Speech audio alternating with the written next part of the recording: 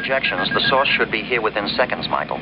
Hello and welcome to the Retro Asylum, the UK's #1 retro gaming podcast. The long-awaited, we didn't think would happen episode of Knight Rider today. I'm so excited to finally get this done. Dean is with me. Say hello, Dean. Hello there. And Steve. They said it would never happen. And yet, we didn't think it would. Here we are.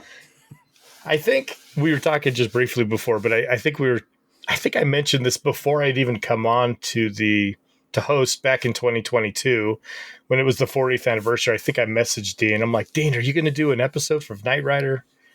And of course, we'll get you on. We'll have you help with that someday. Here we are. I've done the cover years ago. Years ago. I forgot what it looks like.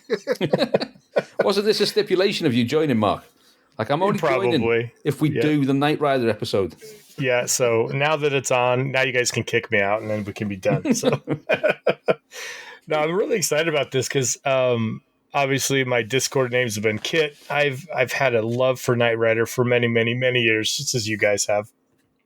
But before we kind of dive into all of that, it's been a while. I think the last one we were all on would have been, was it January when we kind of did a New Year's episode, or didn't we do a kind of like what we're planning to do for the year, and we haven't done any of it? This is one of it, right? This was part of it. This is it. There we are. I know. And with no game club, I guess I did do Steel Battalion, right? Just with Chris O'Regan. That was really fun. Yeah, that was a good episode. It was fun. Dang well. Yeah, man. That was good. But game club's become Evercade Club. Yeah, that's right. Those guys have really been taking that off with the Evercade. I always want to dive in, but I'm so flipping busy. I'm having a really hard time getting. I need to give a shout out to Chris Worthington. He bought me the Super Pocket, the Evercade Super Pocket. So basically, a few weeks ago, he messaged me and said, "Could I write them some outro music for the playthrough podcast?" Because the music they were using, they'd used something and been hit with a copyright strike for whatever they'd used. And he was like, "Oh, if you can get a chance, could you do it?" And I was like, "Yeah, no problem, mate. If I get a chance, I'll knock something." And then the next day, I had a couple of hours spare, so I just did a bit of music for him. And he's like, "Oh, we'll pay you. I said, I don't want pay, mate." And he's like, No, just tell us how much. It's like, "No, it's fine. I don't want it. Here's a bit of music." And he was like, "Oh, we love it. We're going to use it." And I was like, "Oh, great stuff." And that. And then obviously I was in the chat talking about which Evercade to pick up. And I was sort of umming and ahhing about picking one up. And then I was walking around IKEA.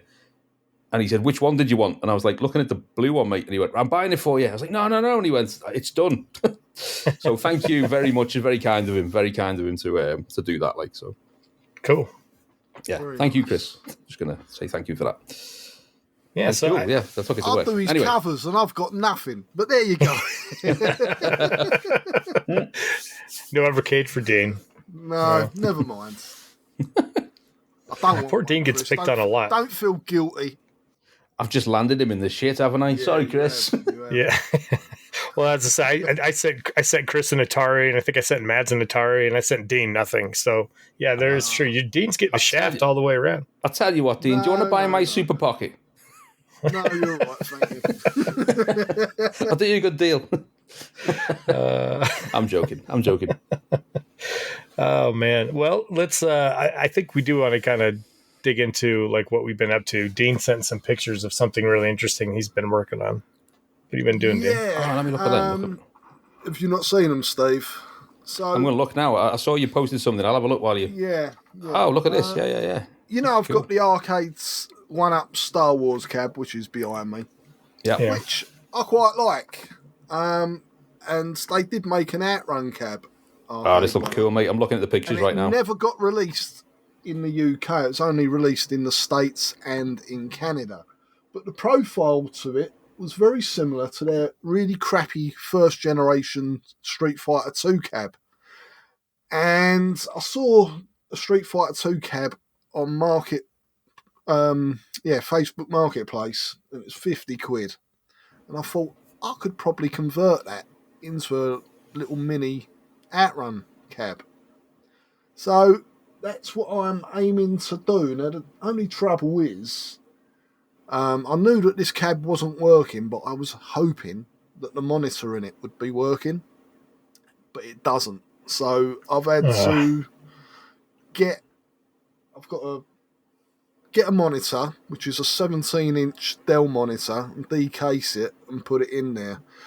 And I've had a nightmare. So not only did the cab end up not working at all, when I assumed, stupidly, it's my own fault, I assumed that the monitor would still be working. It wasn't. But there was a local eBay sale on. Guy selling 2 monitors, both would fit in this cab. And it was local pickup. So the way it works now with eBay is you have to pay, and then I'd go to the guy's house, show him a barcode, he scans it, and he gets the money. Well, I paid for it a week ago. I've tried contacting the guy. Nothing. What? Hasn't replied. Yeah, and he's verified seller. He's sold loads of stuff, 100% feedback. But he's either been hit by a bus, left the country, or he's lost his phone or something. He's not replying to messages. So yesterday, I contacted eBay and said I want my money back because the guy's AWOL. And they've replied back this morning saying, you can't collect it, that's your problem. What? So thank you, eBay. Yeah, I know, it's unreal. So I've had to send another email, which will be replied to overnight, because I think a lot of this is stateside, and explain to them, yet again, that, I've attempted to contact the seller. He's not replying. That's not my fault that I can't collect it.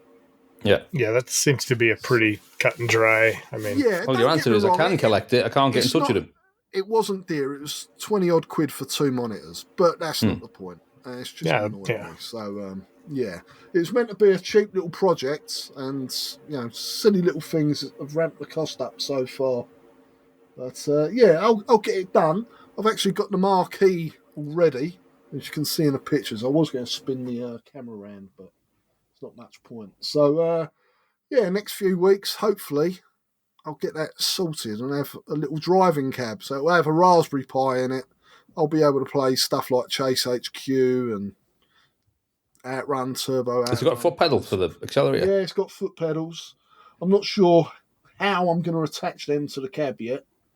But luckily, I know a guy at work who's very good at woodwork. So if you have a look on those pictures, you'll see there's like fins that stick out on the Street Fighter 2 cab. That's where the control panel would normally sit. It's quite square. They've got to be chopped off. Yeah, so see that. At the moment, you can see I had a bit of cardboard just testing how it would work. The shape. Yeah, the shape of it and where the steering wheel, where the cut will need to be made so the steering wheel fits in and what have you.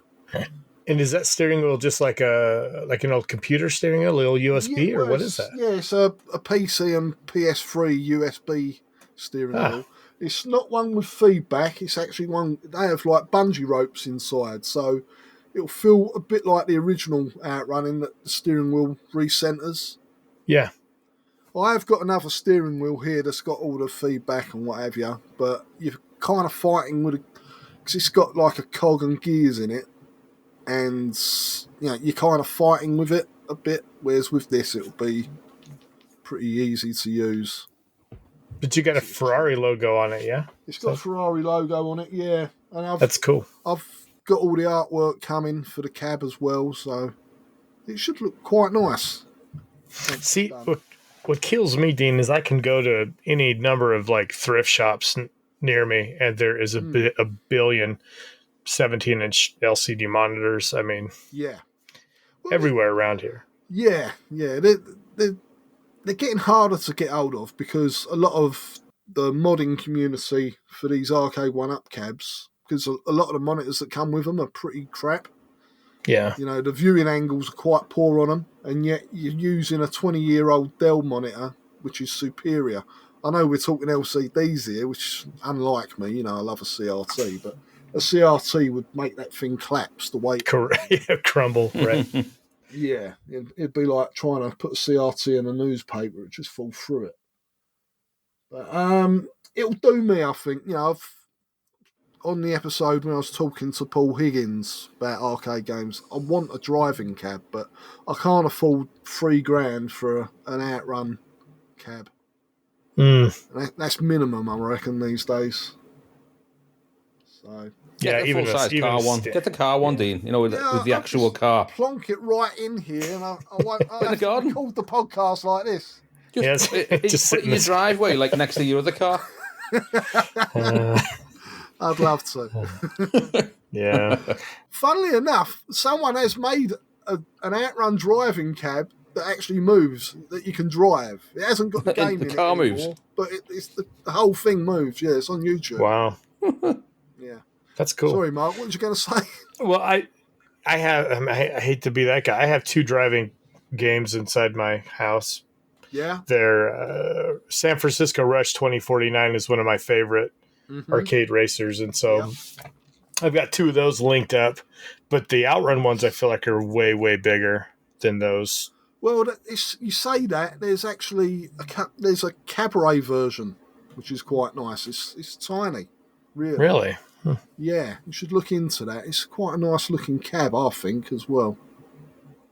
Yeah, and so that's what this is going to be based on. Okay. Yeah, I'm going to book a holiday, Mark, in your house. If that's okay. You got to come. Yeah, I need to do what do they call that? Verbo or Airbnb. Airbnb. That's it. Yeah. Disney World or Mark's basement. Come hang out in the basement. Hopefully it doesn't flood. Yeah. Same amount of games. Oh man. Yeah, well, so what do you do? That's what I've been up to. Yeah. I haven't been doing anything, so I don't have anything really to update. I work and have kids. That's basically and a lovely wife. So it takes up most of my time these days. Yeah. So, Steve, what about you? Pretty much the same, mate. Working, the band's stuff takes up quite a lot of time now, which is great. The Patreon and everything for that's going really well. So we're like, but it's as we know with our own Patreon or with the podcast. It's having to put out content continuously is how it keeps it alive. You know what I mean? So we do a video a week behind the scenes in the studio every week. And the video is only like 20 minutes to half an hour. We just basically, when we're in the studio every week anyway. So we just bang a couple of cameras on at the same time and we talk to them at the beginning and then we work on the track and we mess about and then we talk to them at the end. So it's not that difficult, but then I have to edit them after the fact. And, that's tidy them up. That's the time bit, because and I'm finding it fun, you know what I mean? Really, we should be recording these and putting them out. This is how podcasts are going now. That's something we're going to have to do. We can see each other at the moment. We don't actually record the video. Yeah, it's mad. We should start recording. Well, we've just today, in fact, in 40 minutes from now, our first ever Patreon video goes to YouTube. So we started the Patreon. We started the Patreon 7 months ago, and so we did a video week, and it's all on Patreon, and everyone, whoever's on the. So you got 7 months of content to start going up on YouTube. Yes. Then. So that's the plan. So we spoke to our Patreon members because they obviously pay, and some of them pay quite a lot of money to be on it. So we said, look, we're going to start putting these videos onto YouTube, but they're going to be the old ones. They're going to be 6 months, 7 months in the past. Are you guys okay with that? And they were like, yeah. I said, because it's to bring more people into the Patreon. They get to see the old ones, and then hopefully they like it that much, they'll come and get it up to date. It helps spread the word as well, doesn't it? Because, there'll be plenty of people who are unaware of the band, and they might discover it on YouTube. And well, this is it, because we've got a sort of YouTube channel there sitting sort of vacant to some extent. We put our music videos on there, and we post once in a blue moon, something, but nothing goes out weekly or, on a consistent basis. Well, it's the same with our YouTube channel. We put stuff up occasionally. Chris has just done a nice video on Head Over Heels Deluxe. Jim done a video on something else a week or so ago. And I do put the episodes out on it again now. Yeah. But they're just audio rather than video. You need the visual component. So I watched 10 minutes of Chris last night doing Head Over Heels, and it was great. You know what I mean? It was great. I just watched, because I had to go and do something, but I thought, oh, there it is, bang. And I watched 10 minutes, and he's good. He's really funny, and he's quirky, and he's great. Yeah. But what I was thinking is this would be ideal if you had him in the corner. Yeah. Just, he's got the whole thing there, with the game and everything, but if he just had a little square in the corner with his face talking away, And even if it just cut to the full screen of his face for a minute, then back to the game, just to give it gives it more personality. It makes it more personal. It's more engaging if you can see people. So the amount of times I watch something and then I only see the video game and then go... Oh. The trouble I have is, like you guys, is time. You yes. know, I don't get to come down here, and the stuff I have been doing is silly little bits, like I've changed the joysticks on this cab behind me. It would not be interesting to watch because it's just undoing a few bolts, popping a new joystick in, doing it back up again. There's plenty of tutorials and stuff on YouTube, and I don't feel I'd add much to it. Do you know what I mean? What I'd suggesting is when you're doing because you do a lot of videos, I've seen you when you do like the Vectrex and you like zoom in on the game or you show the clip and you play a bit of it and all the rest of it. I would suggest for your shed, pick up a decent camera. And when I say decent camera, so what we did is I picked up a Pixel 4 phone. It was about 150 quid. Because it's got 4K, because of the Pixel cameras, they've got really good cameras in them. They don't overheat. You can just leave it running for an hour, get a little tripod, and put it in a position in that room, like even the position we're in right now, where I'm looking at your face. And just when you go in to record that stuff and you're filming all the rest of it, just turn it on and leave it. Yeah. And then every now and then, as you're showing stuff, you can turn and just talk to it for 30 seconds and go, and then just cut back to whatever you were showing off on the Vectrex, but just leave it running. And then you've got a footage there. If you just ever want it to be you talking for a split second, you don't have to get a camera and turn it and hold it to your face. You don't have to do anything. Yeah. Just set it up in a decent position, press go, and leave it. And then that's a good idea. And like I say, when we first set it up, I know we're on a tangent. We'll get back to Knight Rider in a minute. No, this is great. This is great. Yeah. So when we first did it in the studio, I bought what did I buy? I bought what do you call it? The action camera, GoPro. Yeah, GoPro. Got a GoPro, and it was awful in low light, absolutely crap. Yeah. So I got rid of that, and then I got a different one, which is supposedly better. These things, because they're action cameras, they overheat if you leave it running for more than half an hour. Yeah. It's not like a normal thing. Yeah, and I was trying I bought one and took it to an event, and it kept playing up. Yeah, because crap. It gets so warm in there, and like you say, low light is a nightmare with them. Yes. So I like to record CRT footage, 100%. It's no good for it. It's useless, absolutely useless. So in the end, I was like, what can we use here? So I looked online, and I was like, maybe I've been using the iPhone. I've got a 15 Pro Max for our main footage. That was what was getting used on a stand. And then the GoPro footage was just crap to cut to it. It was rubbish. And I was like, maybe I should just get another phone. And then I was like, but I'm not paying like 600 quid for another iPhone. And I looked and looked and looked, and I was like, the Pixel's renowned for its camera. That's why it's called a Pixel. And I was like, how much going that? So I looked online, I think I got Pixel 4 or 5 or whatever it was. It was like 150 or 180 quid from Amazon. And it's great. It's got 4K, it's good in low light, and it won't overheat. You could leave that thing running for an hour and it'll just be fine. Yeah. Absolutely fine. So, like I say, and you can get stands for them. So that would be my advice. We've got Patreon fund there. Use the Patreon fund and grab a phone or a camera or something that you could just angle in that room somewhere.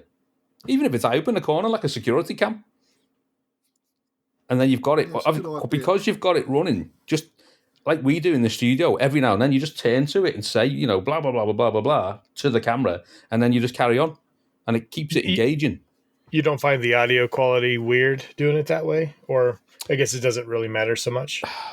The thing is, Dino's audio will be coming from whatever he's recording with. And you don't cut back to the other one. So because you've got... just use the footage from it rather than the audio. Correct. So gotcha. we have the iPhone 15 Pro Max is the main camera in our studio, and the Pixel's over in the corner. All the audio comes off the iPhone, and it sounds fantastic. And the audio of the Pixel's not bad at all, but it's not as good. So we just use that. But you don't need the audio off both. Maybe our listeners can vote if you want to see my ugly boat race. They do. Well, we've been about for years, haven't we, doing this show? Yeah. And yet you're getting a lot of YouTubers who have been around for 5 minutes getting a lot more recognition and probably a bigger audience as well. Because they've got the face on it. Yeah, they've got their face on it. So come on, Retro Asylum, we need to get camera friendly. Yeah. Well, you're right. And like a pose. Even this, like you just said there, this would be perfect. For the episode, my insecurity was that my face is made for radio, so I don't know. So's mine. Don't worry about it. Mine too. Listen, I'm in a band with 2 ex-boy band members who are famous, or one of them, and I'm obviously not in it for me looks. You know what I mean? So I don't Put care. yourself down. I'm the fat one. I don't care. But yeah, it's more engaging, is what my point is. Yeah. So anyway, that's that's cool. what I've been doing. I've been doing stuff on the band, and I recently picked up a PS5 Pro. That's the other thing I did. Have you sold it yet? No, so basically, I had a PS5 Slim for like nearly a year, and I do just bang it on every now and then, and I play it. And because I get games through work, and we get PlayStation Plus top tier subscription, 12-month pass, I just thought, well, you know what, just use it. So I have been playing bits and bobs on it, and I got Antstream on it the other day, so I could play some retro on it. I'm not overly fussed with that thing. I really wanted to give it a go because I thought it's easy access to like a big bunch of retro games on my TV in the living room. So I got Antstream, and you know, no offense to Antstream guys, but there's no filters on any of the games, so it doesn't look like a CRT. It doesn't look smooth. It just looks native, pixelated.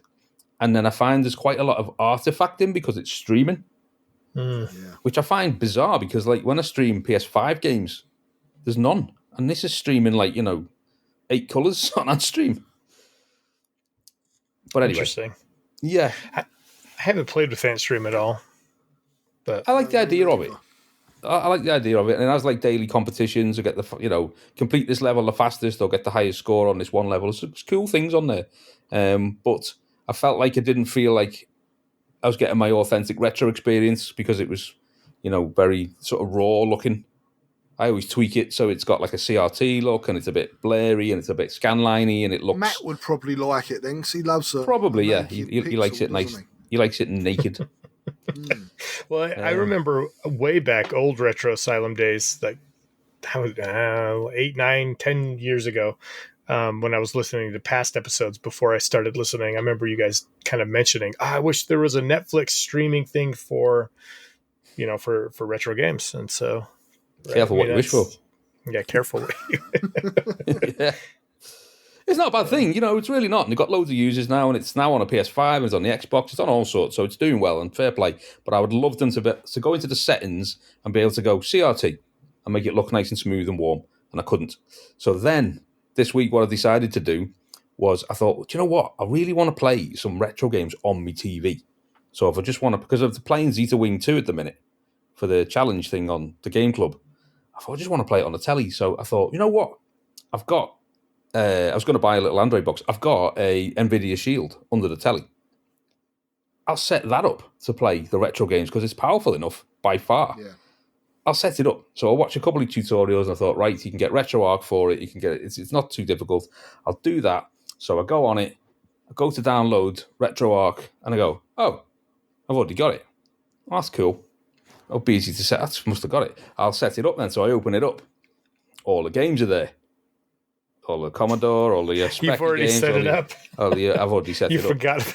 I've already set it up. So I just went in and I went play, and all the games came on and they worked. And I went, I've already done this.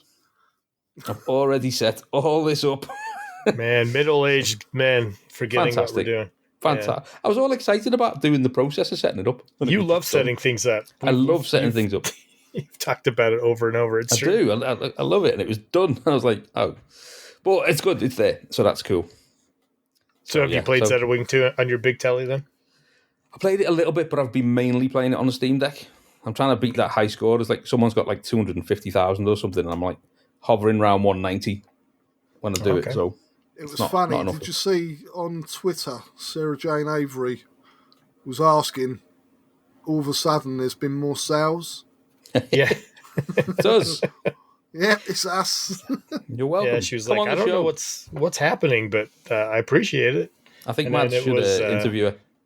Wasn't it Jim? Jim popped on there and said, or Chris O'Regan, somebody popped on there and said, oh, it's Retro Asylum's high score challenge or something this month. So, yeah, that's cool. I've got to say, I mean, I was just discussing it with Maz the other day on the chat, but he was saying it's the best C64 shoot 'em up. And having now spent the last few days having a crack at it again, he's not only right, I think it's the best 8-bit computer shoot 'em up ever. Ooh. Like, it's so good. Like, and when I say that, I mean against like the Speccy and the Amstrad and the Commodore. You know, if you go up against the PC Engine, but computer-wise, I'm like, this is incredible. Like, some of these levels are absolutely amazing. Super smooth. I played Zeta Wing 2 for quite a while. It's a beautiful game. But it's like, you get all the parallax down the gaps, and like, I'm just like, this is amazing. If this had come back out in the day, it would have just been the best shoot 'em up ever. Yeah. It's incredible. Absolutely incredible. Like, they're flinging the sprites around as well, because I was like watching something the other night, and they can only, like, the C64 can only handle 8 sprites on screen at once, and you have to do tricks and stuff to like make it more. And I'm looking at that thing going, like, if you add my bullets in, there's probably like 30 sprites on screen. It's tricks, yeah, it's definitely tricks. But I'm like, this is amazing. So this looks better than like some Master System games. Yeah, it's great. Yeah, it's really good. Really, well really done. Good. She should come on the show. I think Mads should. I'm setting it up. Mads, you're interviewing Sarah Jane, and we're going to listen. Yep. Looking forward to that episode. I'm looking forward to that episode. Thanks, Mads. Get that done. Cheers, Mads. And Sarah, thank you. Yeah, Chris Worthington, he's a pretty good hand at interviewing, I would say. So maybe you can lean on Chris too. But. Chris, then. Thanks. Yep. Thanks for taking it up, Chris. Taking it off, Mads. That's right. Someone interview him so we can listen. Anyway, so that's me. That's me, guys. That's what I've been doing. That's awesome. Nothing exciting. Yeah. No, that's actually really interesting to hear about the way you guys record. So I'm a huge fan of your band, if you didn't know that already. So I listened. Thank you, man. And I cannot wait to get a vinyl record. That's what I'm waiting for. So I know. It's coming. It's in the pipeline. It's on its way. Yeah, it's great. Well, should we dive into some Knight Rider? The murky world of a man who does not exist. Flight of an episode that probably shouldn't exist, but there you go. Nearly didn't exist.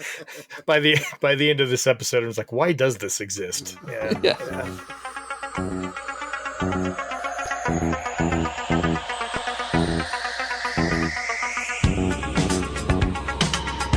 Retro Asylum, a shadowy flight into the dangerous world of reviewing games on systems that no longer exist.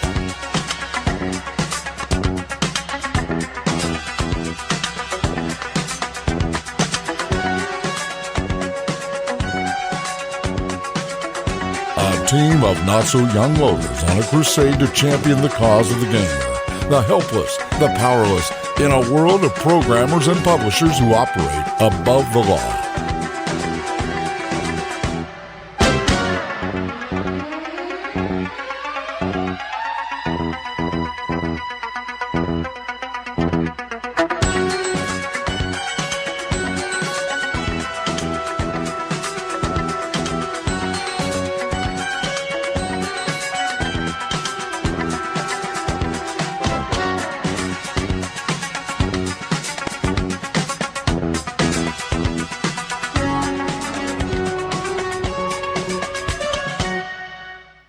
You guys are just a hair older than me. I was still born in the 70s, but towards the end there. So I was really young when Knight Rider came out. I do have very vague memories when it was alive and around. I do remember playing with little Hot Wheels cars or some sort of toys that I had when I was young. Weird, really specific memory I have is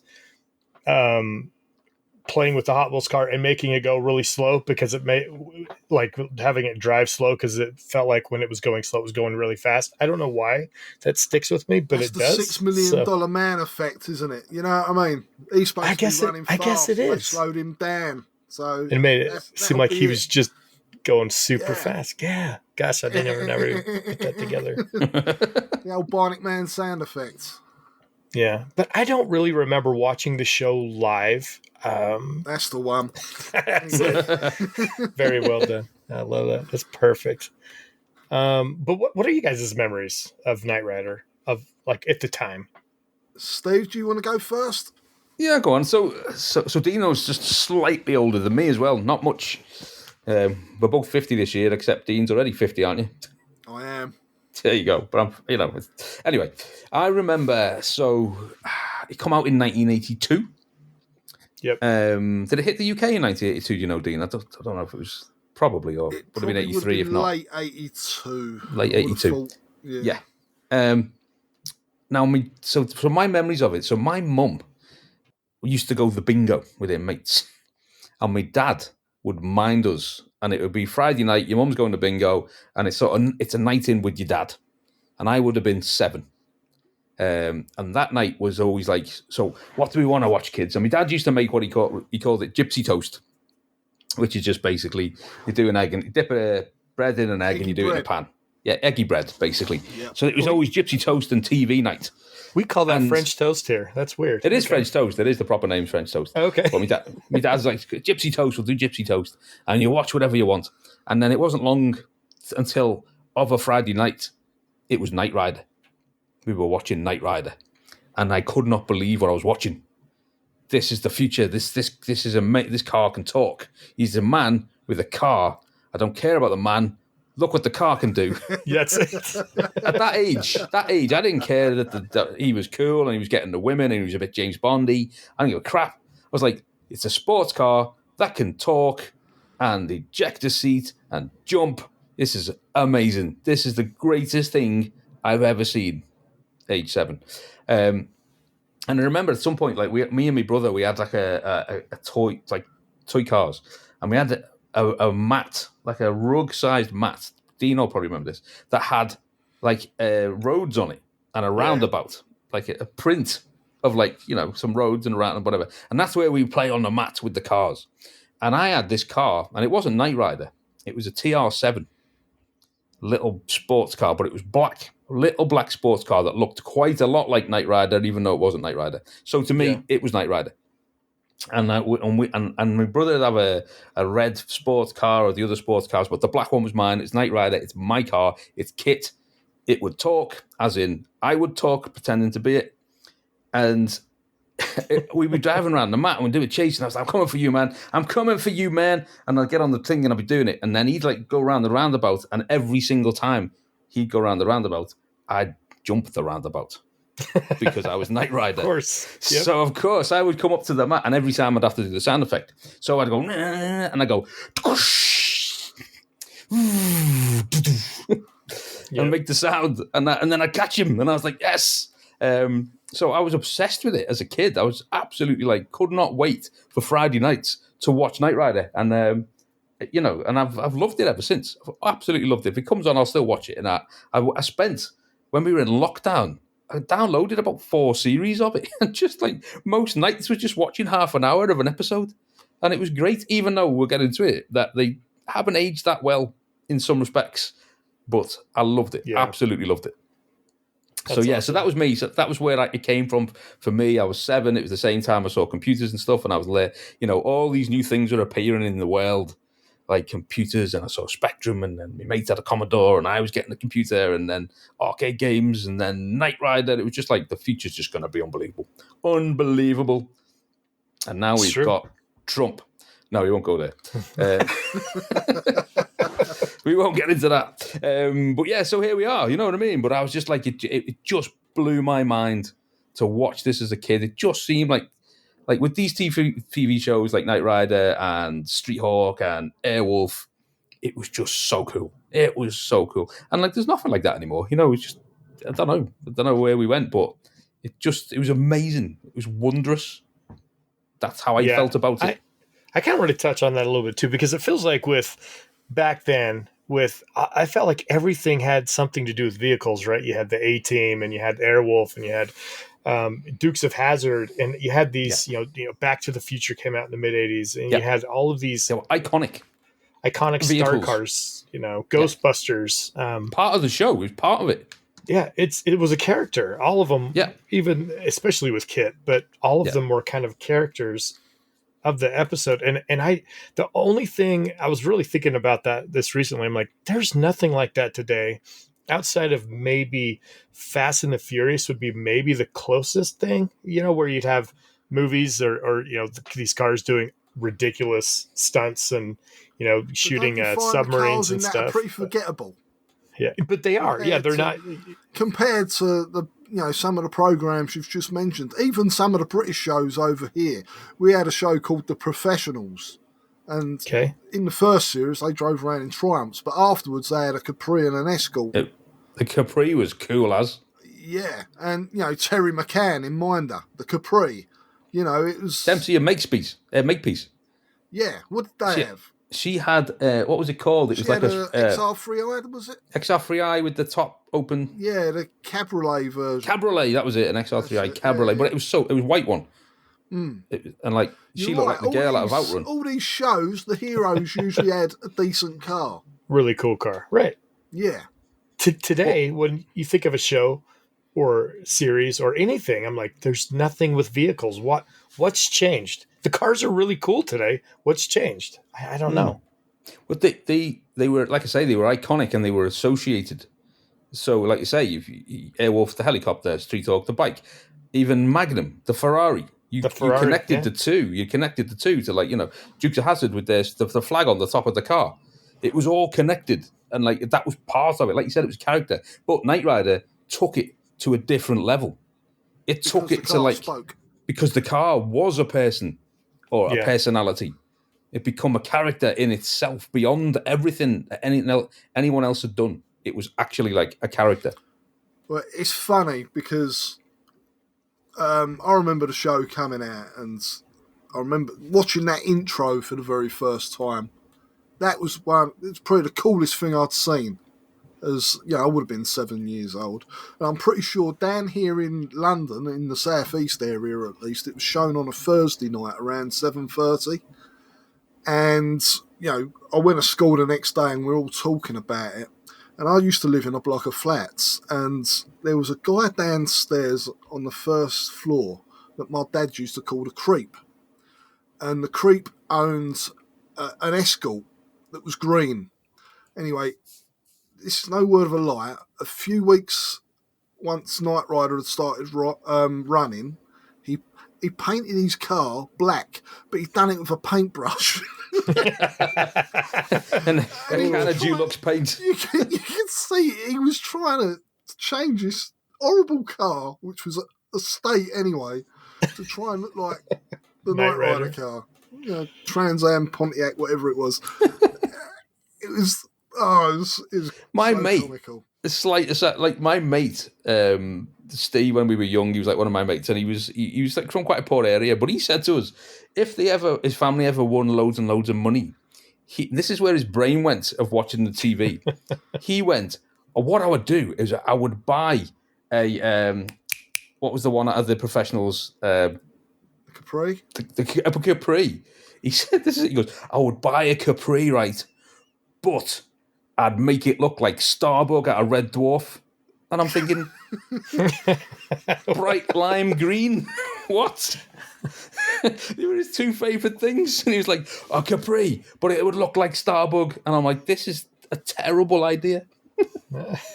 I hope he does it now. Hopefully he hears this episode and is like, oh, I forgot I was going to do that. I was going to do that. Let's do it.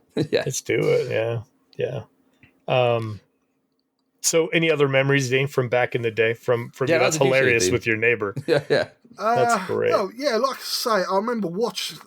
I was quite a cynical kid, even at 7 years old. I remember watching the first episode, and I'm thinking, that guy, his speech ain't matching up to him talking.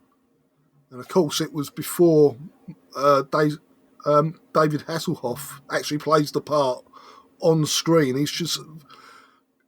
This is a big spoiler. It's been out for a while, so if you don't know already, the original actor playing the part of Michael Knight gets shot in the face, and then he becomes David Hasselhoff. Yeah. So, I remember saying to my dad, "That ain't him talking. The voice sync. The voice sync is out, yeah." But like I say, you just fell in love with it. It's as cheesy as hell, but for a 7-year-old kid, it was cool. And everyone in school was talking about it the next day. We're all probably running around the playground pretending we're in a car Turbo boost. Kinda, do the music, the sound effects, bashing into each other. Oh, yeah, you definitely do that in school. Hang on, just scanning. Woo, woo. Yeah, woo, woo. I'm just scanning. Woo, woo.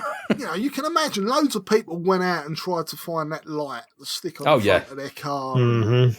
Silly stuff like that. Toy-wise, I don't remember a big Knight Rider range. I did have like it was a transforming car that you pulled back and let go, and it'd bash into the wall and jump up.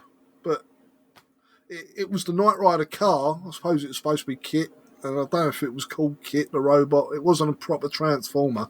I know they have they got pop-ups or something. One. Tycho pop-up or something like that. Yeah. I can't remember the name of it. But I definitely had one years ago. But that was the only Knight Rider toy I had. But I don't remember them doing a range like they did for the A-Team. So that video I sent you before, the Rise and Fall, it goes through quite a lot of the toys that they had, and there was quite a lot. Remote control cars, wrist racers. There was a Scalextrics one with Knight Riders. I remember the bike. You know the bike that was on that video? It's like a little trike thing. The big wheel. We call those big wheels here. The big wheel? Yeah. But did you hear what he says in the advert? Did you hear what he says in the advert for it? I don't remember. What does he say? It goes, you can ride the trike, the Knight Rider trike, with a fake dashboard. And as you ride, you can imagine Kit talking to you. I love it. That's a great... you can imagine it. You can just imagine it. Because it's not on there. It doesn't do that. They didn't shy from the fact that there's no way you're putting electronics in this. I like the way it had a handbrake on it, though. So you can the skids. Fly off the skid. Do skids. Woo. Yeah. Imagine Kit talking to you as you do a skid. We had little novelty rides. So you would go to like a grocery store or something, and it was just, you would sit in this car and it would like just oscillate like you were driving, and they were Knight Rider cars. And for years, they had, people would just had painted over them and made them white, and they were just this, you put your 2-year-old in there and put a quarter in and have it go. But if, they pop up for sale every once in a while. And I was this close to buying one for like $300, maybe 8 or 9 years ago. And I'm glad I didn't, because I don't know what I'd have done with it. But, it was funny to see that kind of stuff. There are so many things in toy. Like he only scratched the surface of the toys back in the day. I've because I've been a fan of the show, I've collected a lot of the old things, really from, I'd say, like the early 2000s, when you could find stuff for pretty cheap. But like they had what was called the key cars, where you put a key in the back of it and you twist it and it would spring them out. The talking car, which you talked about, it's big. I have one, and you push the license plate down and it actually has a little record player inside of it. That's how his voice worked. It would say, I don't even remember. I have it. It's just literally in the other room. Michael. Yeah. Michael. Hello, Michael. It's got a camp voice, honey. But how the toys were so cool, that I felt it was always exciting for me when I'm a collector of things, as you guys know. And so if I really like something, I just go all in. But when I would find things, I have a puffy. You remember puffy stickers from the 80s? Was that a thing in the UK? What, like the free? So like they were stickers, but they were like thick. They popped up a bit. Thick, and they were puffy. Yeah. I have a thing of those somewhere. I was like, oh my gosh, how are these still around? How did these survive? But there's so many little toys and things. But the lunchbox, I do have the lunchbox. I don't have the thermos though that goes with it. But right, I'm just sorry to interrupt. I'm just on Retro Mash's website, and it's actually a Powertron by Atwill, which was the Knight Rider car that I had that transformed. And it popped up. It pops up, yeah. Powertron. So I'm just going to try and show that on camera. Oh, I've never seen that. He did have that in his commercial. You're right. Yeah. Yeah. It hits the wall, doesn't it? It goes bump. That's right, yeah. Hits the wall. And it's a robot standing up with his arms up in the air, red head, black visor. Yeah. Well, not exactly the best, best looking car. It's got to be said. It's got a big spoiler on the back. That's so it can stand up without falling. Yeah, it's its feet. Yeah. Well, what's interesting is like I think I sent in one of our chats. It was probably a few months, half a year ago or something. I go to a parts store to buy I don't know, brakes or something for one of my cars I'm going to work on, and right there is a brand new Hot Wheels for Knight Rider, and I'm like, how can it be 2024 at the time I saw this that I can go into a random parts store and there's somebody's going to buy this that they think. I just we're the generation that never grew up. That's fair, but it blows. I'm like, again, this was a series that went for only 4 years. 90 episodes is what they say, and it's just lived on for 40 years. It's absolutely crazy to me. It's not crazy to me. So for me, the 80s, the whole decade of the 80s was just an explosion of big, brilliant, bold ideas. Some of them were stupid and didn't work, but so many things where they just had you know what? We'll have a talking car and it can jump and it can do this. And then someone just went, do it. and it was brilliant. And it was like, it blew people's minds. Do you know what I mean? These things were just like, it was, like I say, bold and amazing and exciting. And like, we had a decade of it. And then we just got too cool for school after that. And everything got a bit more, fragmented and not as cool. And then so that, a lot of the things from the 90s onwards aren't as iconic. But the stuff in the 80s, it really was just boom in your face. And so it really left a massive impression, you know what I mean? And I think it doesn't surprise me that still exists. See, TV shows, if it was to be made today and it hadn't existed, or even if they'd done a remake now, it probably wouldn't have that intro because they don't like to show, intros now are like 20 seconds long and then jump straight to an advert once the intro's over. Whereas years ago, these programs had iconic theme tunes, iconic openings. You got the car coming towards you in the desert, all the different angles it shows. Then you got David Hasselhoff and his cheesy grin, and the rest of the cast. It is iconic. It sticks in your head no matter what. The thing is with that, even the intro, and this is how strong and powerful it is that so some of the music we do as a band with synthwave music, which is sort of a kind of nostalgic-y 80s sounding kind of thing. One of the biggest influences on the synthwave scene is Knight Rider.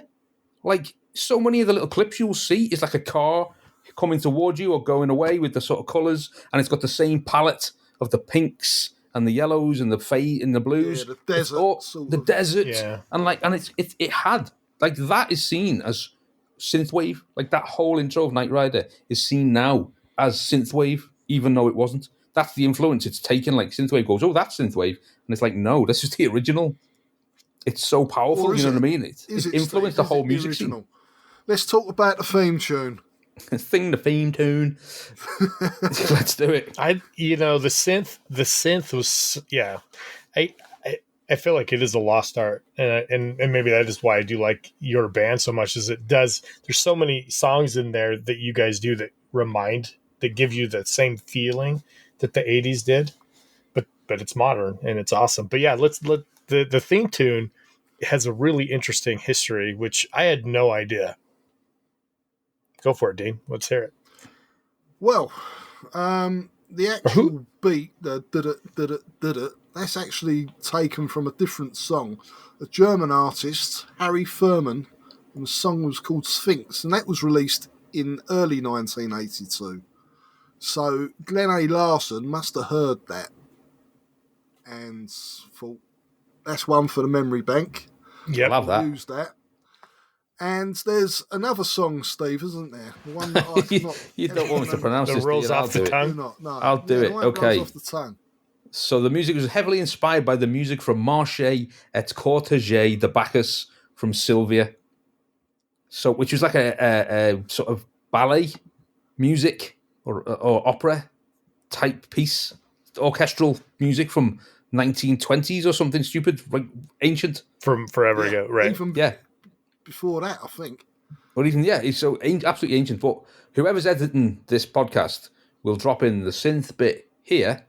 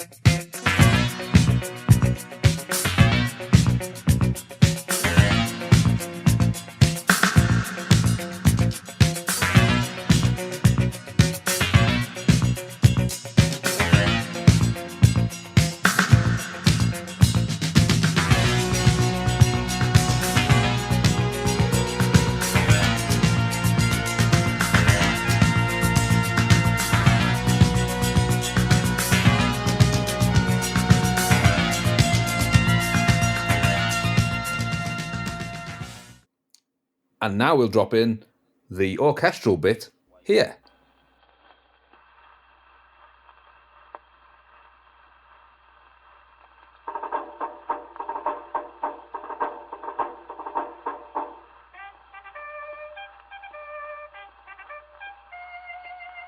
Or we can all just go.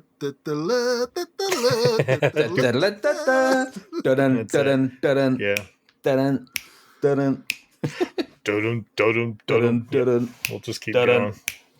So cool. And that has been reused on so many songs. Well, so many, at least 3. Plenty of songs have lifted it again. Yeah. Buster Rhymes and a few others.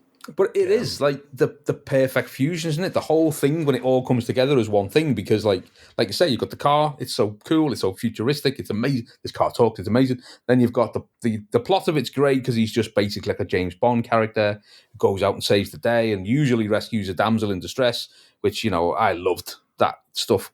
As I got a little bit older and I started to fancy the women as well, I love that. You know what I mean? He was a handsome guy. You could always the get hero. the girl. He was a heroic. Yeah, I love it. Did you ever perm your hair, Steve? I'm going to do it. I'm going to do a whole, You got the chest hair? You got the chest hair? I'm going to work on it. I'll perm that as well. Belt buckle. You got the belt buckle. The cowboy boots. Super tight jeans. Yeah. But it had that. It had the cool guy thingy. It had the great storyline. It had all the stunts. It had the car. And then it had the perfect fusion of this synthwave cool car intro and awesome music that just all fitted together in one piece. You know, because I mean, the temptation could have been there. Most of 80s TV shows' theme tunes are a bit wacky. Like, you know, you think of like Mork and Mindy, and you think about like, I'm surprised they didn't have a song, like different strokes. Do you know what I mean? Almost describing what it is. Like, there's a guy in a black car. You know, I mean, it was like the intros were so terrible. Now the world don't move to the beat of just one car. Da, da, da, da, da. Do you know what I mean? But it's like, it's so they really could have done. You know, that was the trend. Like most of that stuff in that time period really was like. So even the A-Team, it's brilliant, it's a great theme tune, but it's like it's got a cool part and it's got a rock part and then it's got a stringy part and all the rest of it. And they didn't. They went, no, this is going to be like electronic. And it's going to be almost like the car made it. Almost what represents this cool futuristic car, like a cool beat, a synth sound, and a cool hook. Absolutely brilliant. Yeah, really, it really was the dawn. It really was. Yeah, you're right. Forward thinking. It totally feels like when you look at it, you're like, that was the beginning of the future. I mean, and it's crazy to think it was 1982 because prior to that, I mean, the Dukes of Hazzard, I think, had maybe just come off the air. And when you look at that, you're like, ooh, that totally reeks of the 70s. A couple of hillbillies, you know, making moonshine and driving this old muscle car. And Knight Rider felt like a totally new era. You're right. It jumped into the future. And the funny thing is, the channel that it was put onto, that it was made for, was failing. It was like really behind. I think it's called the Nielsen ratings in the States. Yeah, and NBC. That's right. NBC, and it was on its arse, basically. And like they basically went, we're going to give this a try. And the guy who made it, Glenn Larson, like I think it was, I'm not sure who'd approached him. Was it Warner or was it NBC had approached him to make this?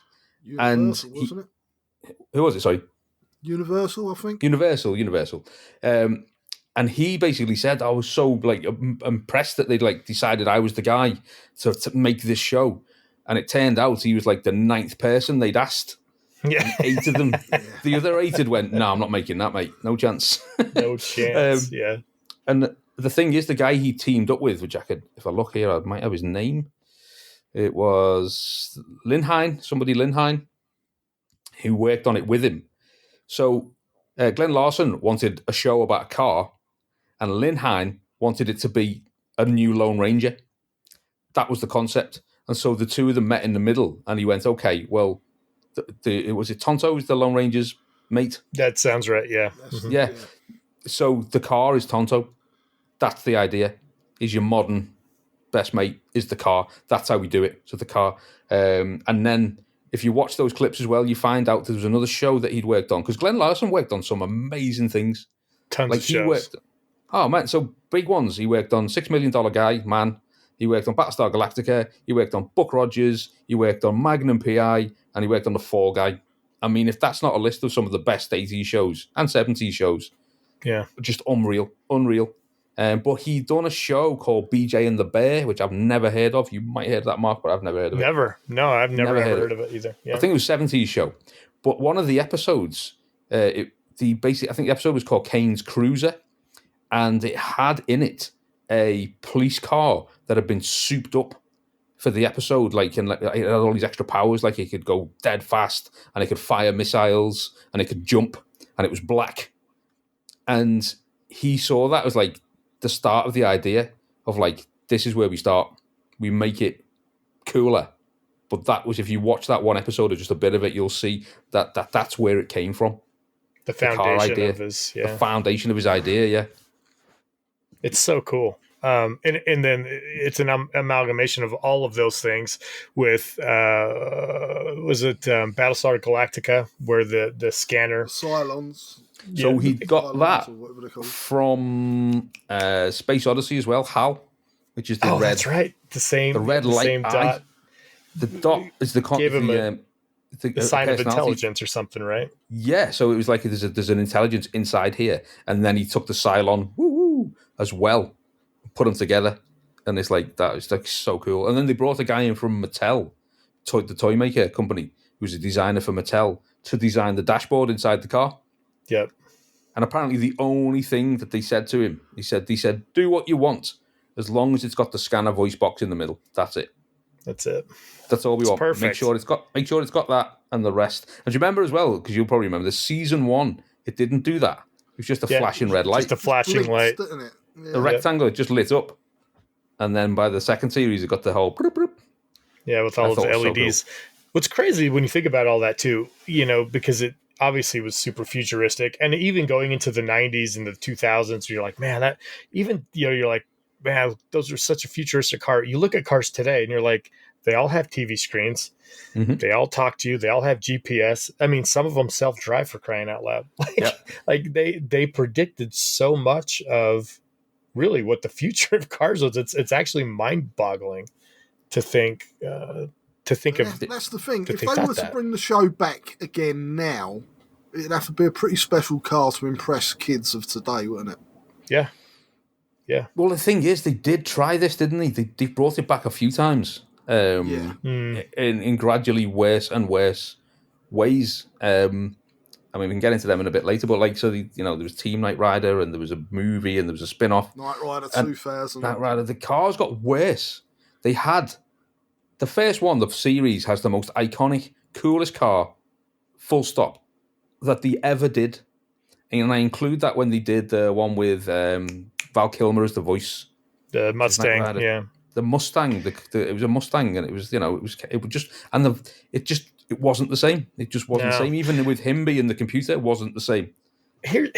So from an American point of view, I am, what's really drove me to Knight Rider, I've been a fan of the Trans Am my whole life. The Firebird Trans Am has been the coolest car that I could ever remember. I have a model that my dad and I built when I was like 3, like of the old Bandit Trans Am. It's my favorite car. I every time I saw one, I was just in awe because of this huge bird on the hood.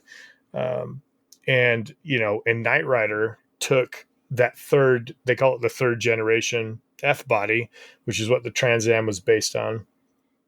And soon as 82 was the year that 3rd gen started, and from what I understand, that they got the very first 2 production cars off of the GM line for the Firebird. So they got the very first 2 to build Knight Rider on. So it was like a brand new car that we'd never seen. And I think that's why it was so cool. It was so sleek.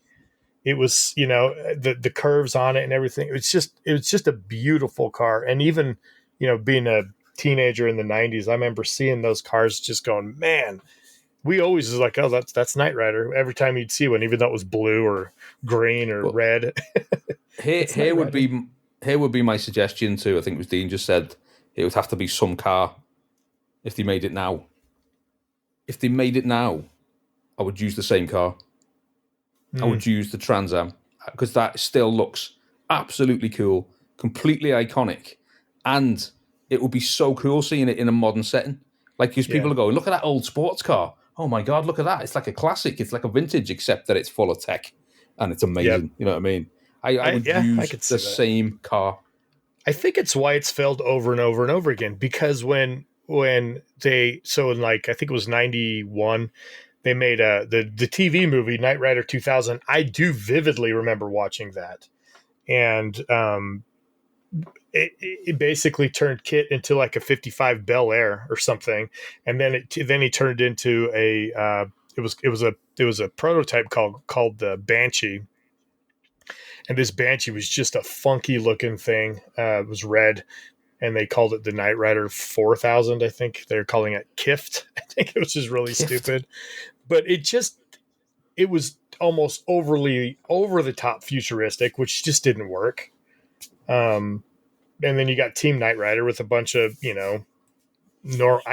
nothing worked. And then even in 2008, I mean, it was just another Mustang. I mean, nobody cared. The Trans Am had been killed at that point. So 2002, the Firebird died. And so they actually killed. This is where they went wrong, because it's the show and the personality of Kit and everything is so like inextricably linked to that car.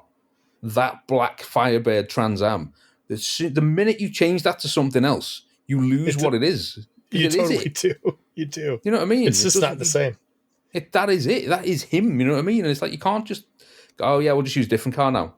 It's like, no, use that car. That is him. He's Kit. Yeah. Kit is him. Well, it's the same with Ghostbusters, isn't it? Yes. When with the female version, they had a different motor, different car. Yeah. It's not the same personality. Same as the women. Because it's just a vehicle. Well, yeah. In Ghostbusters, nobody tried. That's the same thing. They went, well, no, she can be him, and she can be him, and she can be Egon, and she can be the funny one. And like you go, it's not them. That's work. As simple as it is. It's not them. And it's the same with the car. It's not him. And it's why when they resurrected that movie and they brought back the old car, it worked so well. You know, everybody was like, oh, that's it. I think you're spot on. I think that you can't take Kit out of Kit and make him into whatever you want. It just doesn't, for me, just doesn't work.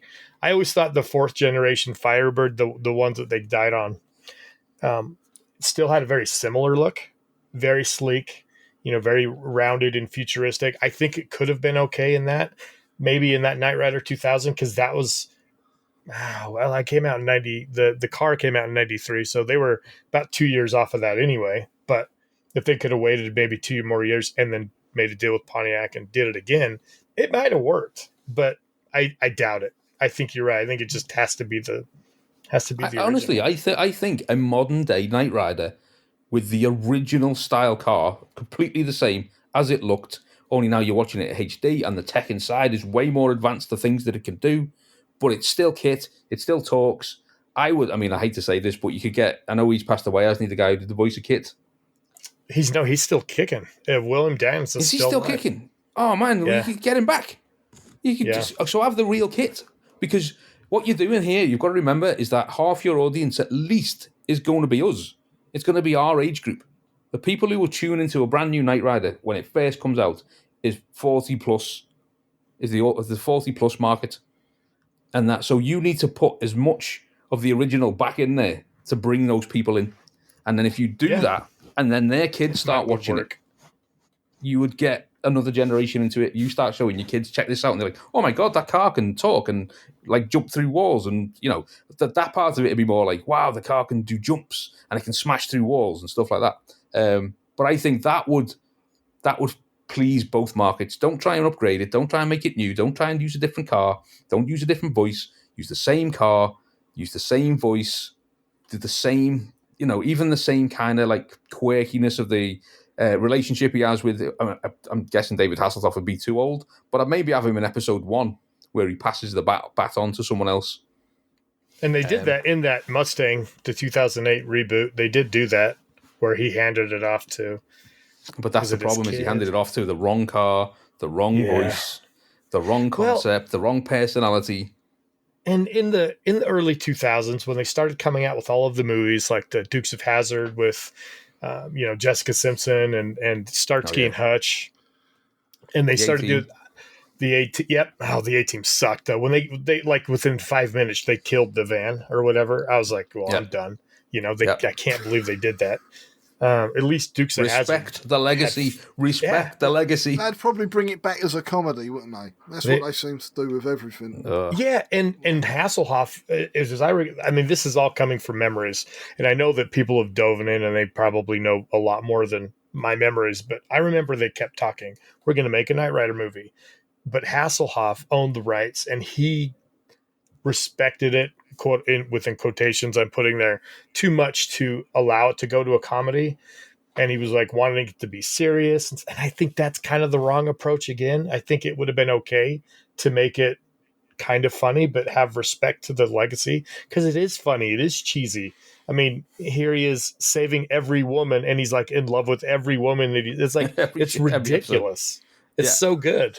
It's like, make it funny. It's okay that it can be a little bit. Anyway, I was heartbroken that we didn't get one in the early 2000s. I would give it to the writers of Cobra Kai.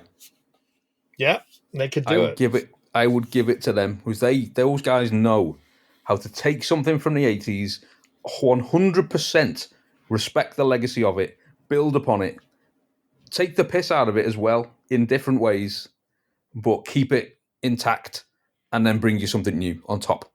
Like those guys could smash that out the park. I'm with you. Actually, that's a great idea. We need to make that happen. Yeah, I'll give him a ring after this episode. Yeah, Steve's in constant contact with them these days. I'm famous now. I've got a Patreon. Oh man, well, so I've loved the show. I when I was a teenager in the 90s, and I was like, I have to have a Trans Am. I always was going to get the Bandit. The Bandit Trans Am was always my favorite, but kit's so iconic. A friend of mine built, again in quotation marks, built the kit, and I was like, I have to have one of these. And today it's so weird, but back then you could buy an old 3rd gen Trans Am for peanuts. I mean, I finally bought one in the year 2000. I bought it in March, and it was a 1982. It looked decent.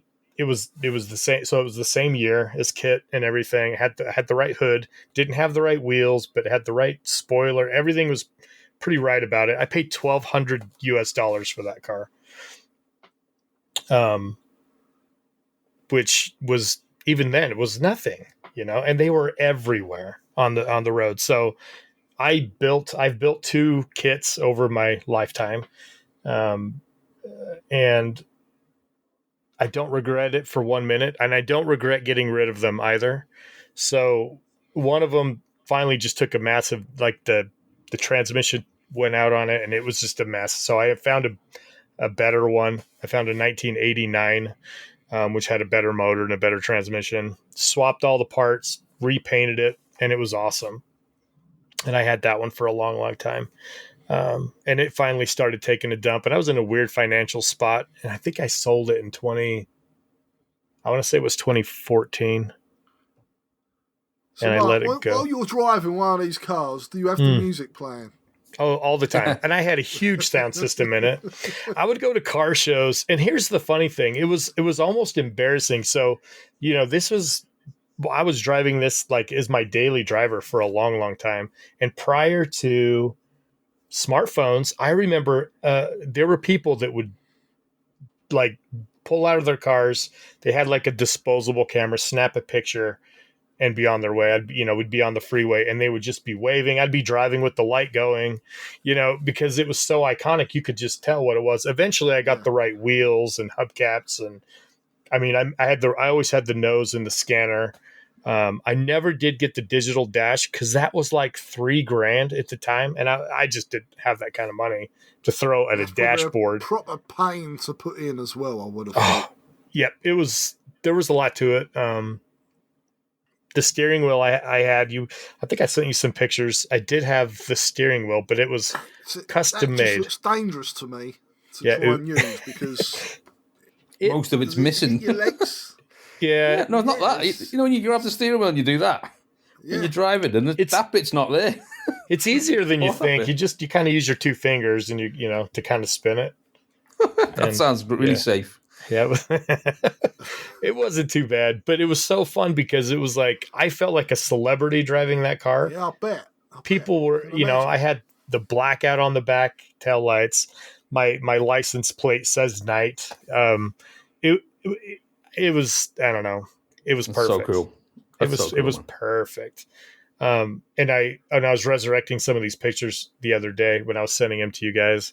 I was like, oh man, like I get this ping of nostalgia. And I'm like, I want to do it again. But then I come back I come back to my senses. I'm like, no. It's such a pain in the butt to license the car because you can't. They're a lot more expensive these days as well. Yeah, and you can't drive with the steering wheel. I mean, I can't go get the because every year, I don't know how it works over there, but every year we have to go and they have to do like inspections, checking emissions. We have an MOT. Yeah. Okay. Once a year. So is it yearly? Is it annual? Yeah. Yeah. So every year I had to pull the light out because it was blocking the safety latch for the hood. But so I had to take the blackouts off because that was illegal. I had the e-brake. It's a mess. It's like hours. Did you ever get pulled over by the police? I did. I got pulled over a lot. It's just it draws attention. Yeah. I got pulled over because you're not allowed to drive with red flashing lights facing forward. Right. Yeah, that's impersonating an emergency vehicle. So I got pulled over for that a few times, and I was like, guys, it's the Knight Rider car. I mean, nobody's pulling over because I have a red light in the front of my car. Yeah, but they might have thought you was onto a crime. You was in a rush to solve a crime. I'm working with the foundation of law and government. Yeah. Don't you know who I am? Yeah. Devon's waiting for me. Devon, I'm going to need some help here, mate. So I built my very first one in the year 2000, which I felt was just perfect. And what's crazy? Did you ever try pulling up behind a semi and like loading up? I'd have been following him. Anytime I saw a lorry, I'd have been right behind it, going, "Come on, go on, let me in. Drop it down." That has got to be so hard on a transmission when you're Bonnie's got to be in there somewhere. Yeah, I know. Bam. Hitting that thing going 60 and then your back wheels just I can't even imagine. I can't even imagine. What used to make me laugh about that is when you'd watch him like pull into it from the behind, and there must have been about 3 inches either side of the car for it to get in. Oh yeah, and then once it was inside, he got up and they all swung the door open. There was 10-foot space that way, 10-foot space. Like it was huge inside. Did you ever notice? Because I only watched a few. I didn't watch I was going to try to watch all the series. I had plenty of time to. I just never did. But did you see they have like a Commodore PET? I think in one of those episodes, or maybe that was in the van, in the lorry. I thought it was in the lorry, but maybe I can't remember. But there was a lot of fun old tech. Do you guys remember some of the old tech that was on Knight Rider? I remember watching him playing Atari didn't we have an 2600 in the Atari car. in the car. He's playing Atari on the Twitch. Also, it used to play the Atari sounds when it was computing or doing Yep. something. That I remember. It did. Yep, it did that. It's fun. What game was it? It was I forgot the bloody name. Oh, Devon was playing one of the little Coleco standalone arcades at one episode. Yar's Do you remember Revenge. That's the noise it used to play. Is it from Yar's Revenge? Yeah. I like the episode. Do you remember the episode where the ghetto blaster kind of transforms and then just emits gas and then kills everyone? I don't remember that. I don't remember that one. So this ghetto blaster, there's a gang of people and they're all doing stuff, and I can't remember why. But this ghetto blaster's in the corner and they're all like getting down to it as they're doing stuff, and then slowly but surely, like it starts to expand, like the speakers come wider, and then a pair like what look like little metal feet are on the bottom, and then the middle of the ghetto blaster goes up on the legs. It's got a pair of little like skinny chicken legs. And so it's just the rising up on these two little legs, and the speakers have gone out, and the aerial's gone up. So it's like a little tiny transformer bot thing. And then all it does is it just releases gas, like white gas comes out of it, and everyone around just collapses. And I'm like, it could have just released the gas. Didn't have to have this cool robot. It didn't have like 5 minutes it was doing it. Like people were not walking past going, what's that doing there? It's just like changing. I was like, why? Because it looked a little bit evil, like something out of Transformers. Yeah. Well, even the car started to transform, didn't it? Oh man, so the Super Pursuit mode. That's it. Yeah. Season 4. Yeah, let's talk about that a little bit. Kick went over some transformations over all the episodes, and we're going to get to the games. I know we're a gaming podcast. Games, don't worry, yeah, folks. I think the game should be like 5 minutes at the end. I say we only need about 16 seconds, but they're all crap. So let's not spend too much time on them. Let's concentrate on the TV show. Yeah, but it's interesting. So season 1, he had I think it was 2 TVs, and like you said, Steve, he only had the Vox box was only a little single red light, flashing. And then eventually it went to a single TV, and I think that might have been in the second season. And then you said, he had his regular voice box, like you saw. But then they went to keeping things fresh. I guess I had like 4 seasons. They changed stuff so fast, and I guess maybe our attention spans was a lot less than I thought. I don't know, but. Yeah, they went to Super Pursuit mode, which was so dumb. Like you look at it now and you're like, oh, that's what I thought it was crap then. I thought it was terrible even then. Do you remember like his accelerator pedal had the lights down the sides as well? Yep. Like how are you supposed to see that with your foot on it? It was just a cool light. Or like when he was opening the door handle and the little red lights would be like, nope, not letting you in. You're not. You have the right fingerprints or something. Oh yeah, it would scan his fingers on the door handle, wouldn't it? That was how it opened. The Super Pursuit mode. So they brought in the guy who designed the Batmobile for the TV show. The cheesy 60s, 70s Batman TV show. So you can see, I don't know why they brought him in. It's like the Batmobile is a camp Christmas tree in the street. It's embarrassing. Let's bring him in, and he can have a go at thingies. And he's like, so we'll put some fins on it. We'll have this bit open at the front. Let's have the bonnet come out a bit. We'll have some little wings, the back. It's crazy what they did. Yeah. What an ugly thing it is. Film up, of course, to make it look like it was going even faster. Well, the funny thing is, right, so some of the things that you watch back, because I rewatched it in lockdown, I watched absolutely loads of it, and some of the stuff's absolutely hilarious. Like sometimes, like, they'll get somewhere and, like, Michael Knight will be trying to get into somewhere and he'll go, oh, no, it's got a padlock on it. It's got a big, massive padlock. And Kit will go, leave it to me. Yeah. And he'll just go, woo, woo, woo, woo, woo, woo, woo, woo, woo, woo, woo, woo, ka-chunk. I'm like, what kind of magic sorcery is this? Yeah, what kind of magical tech undoes a padlock? I mean, at least have it like a touchpad thing where he's worked out the code for you. Yeah, that opens the padlock. Because he does it as well when he gets handcuffs. Yeah, just zaps like Michael Knight gets in the car and goes, I've got handcuffs, and he just goes, no problem. Woo, woo, woo, woo, woo, woo. Thank you, Kit. Yeah. You nearly just lasered me balls off. I had my hands in my lap when you did that. But yeah, madness, absolutely madness. But and I think towards the end of the episode, or I think they turned him into a convertible. It's been so long since I've seen the very end of the show, but he was there was one point where they had Kit as a convertible, which is actually kind of cool. But no, well, they had the glass panels that come up because that's how you get the eject seat. So that was a T-top, but they did one where the roof and the whole back was gone. They had they called them a tonneau cover, which turned Kit into like a 2-seater. Okay. But I don't remember any of that. And I'm sure, that somebody will reach out, but that's what I recall. I used to love it. Like Michael will Kit call Devon, and Devon will come up on the screen and go, right. Devon will go, right. We found him. He's in New York. You've got to get there now. And Michael Knight, obviously by season 2 and 3, they've souped the car up so much that he's now got like a head panel of switches above his head, as well as the dash. Right. Yeah, he's got all this stuff above his head. Yeah, like as if he was flying a fighter jet. And and he go, right, we've got to get to click, boop, boop, boop, we're going to New York, Kit, boop, boop, switch, boop, boop, button, steering wheel. And I'm like, just go. just put it in autopilot, let Kit take you. It's fine. I used to love that though, because it looks so cool. You just go, we're going, boop, boop, boop, we're going, Kit, let's go, boop, boop, boop. It's like, what was all that? So some of the best episodes that I recall are the Kit versus car episodes. Not just a car. I am the night automated roving robot. Car, if you prefer. I am the prototype of the car of the future. Which is such a fun premise, is that you basically have the evil version of the protagonist. The prototype. And they did it even with Michael. Version, wasn't it? Yeah. He was the prototype.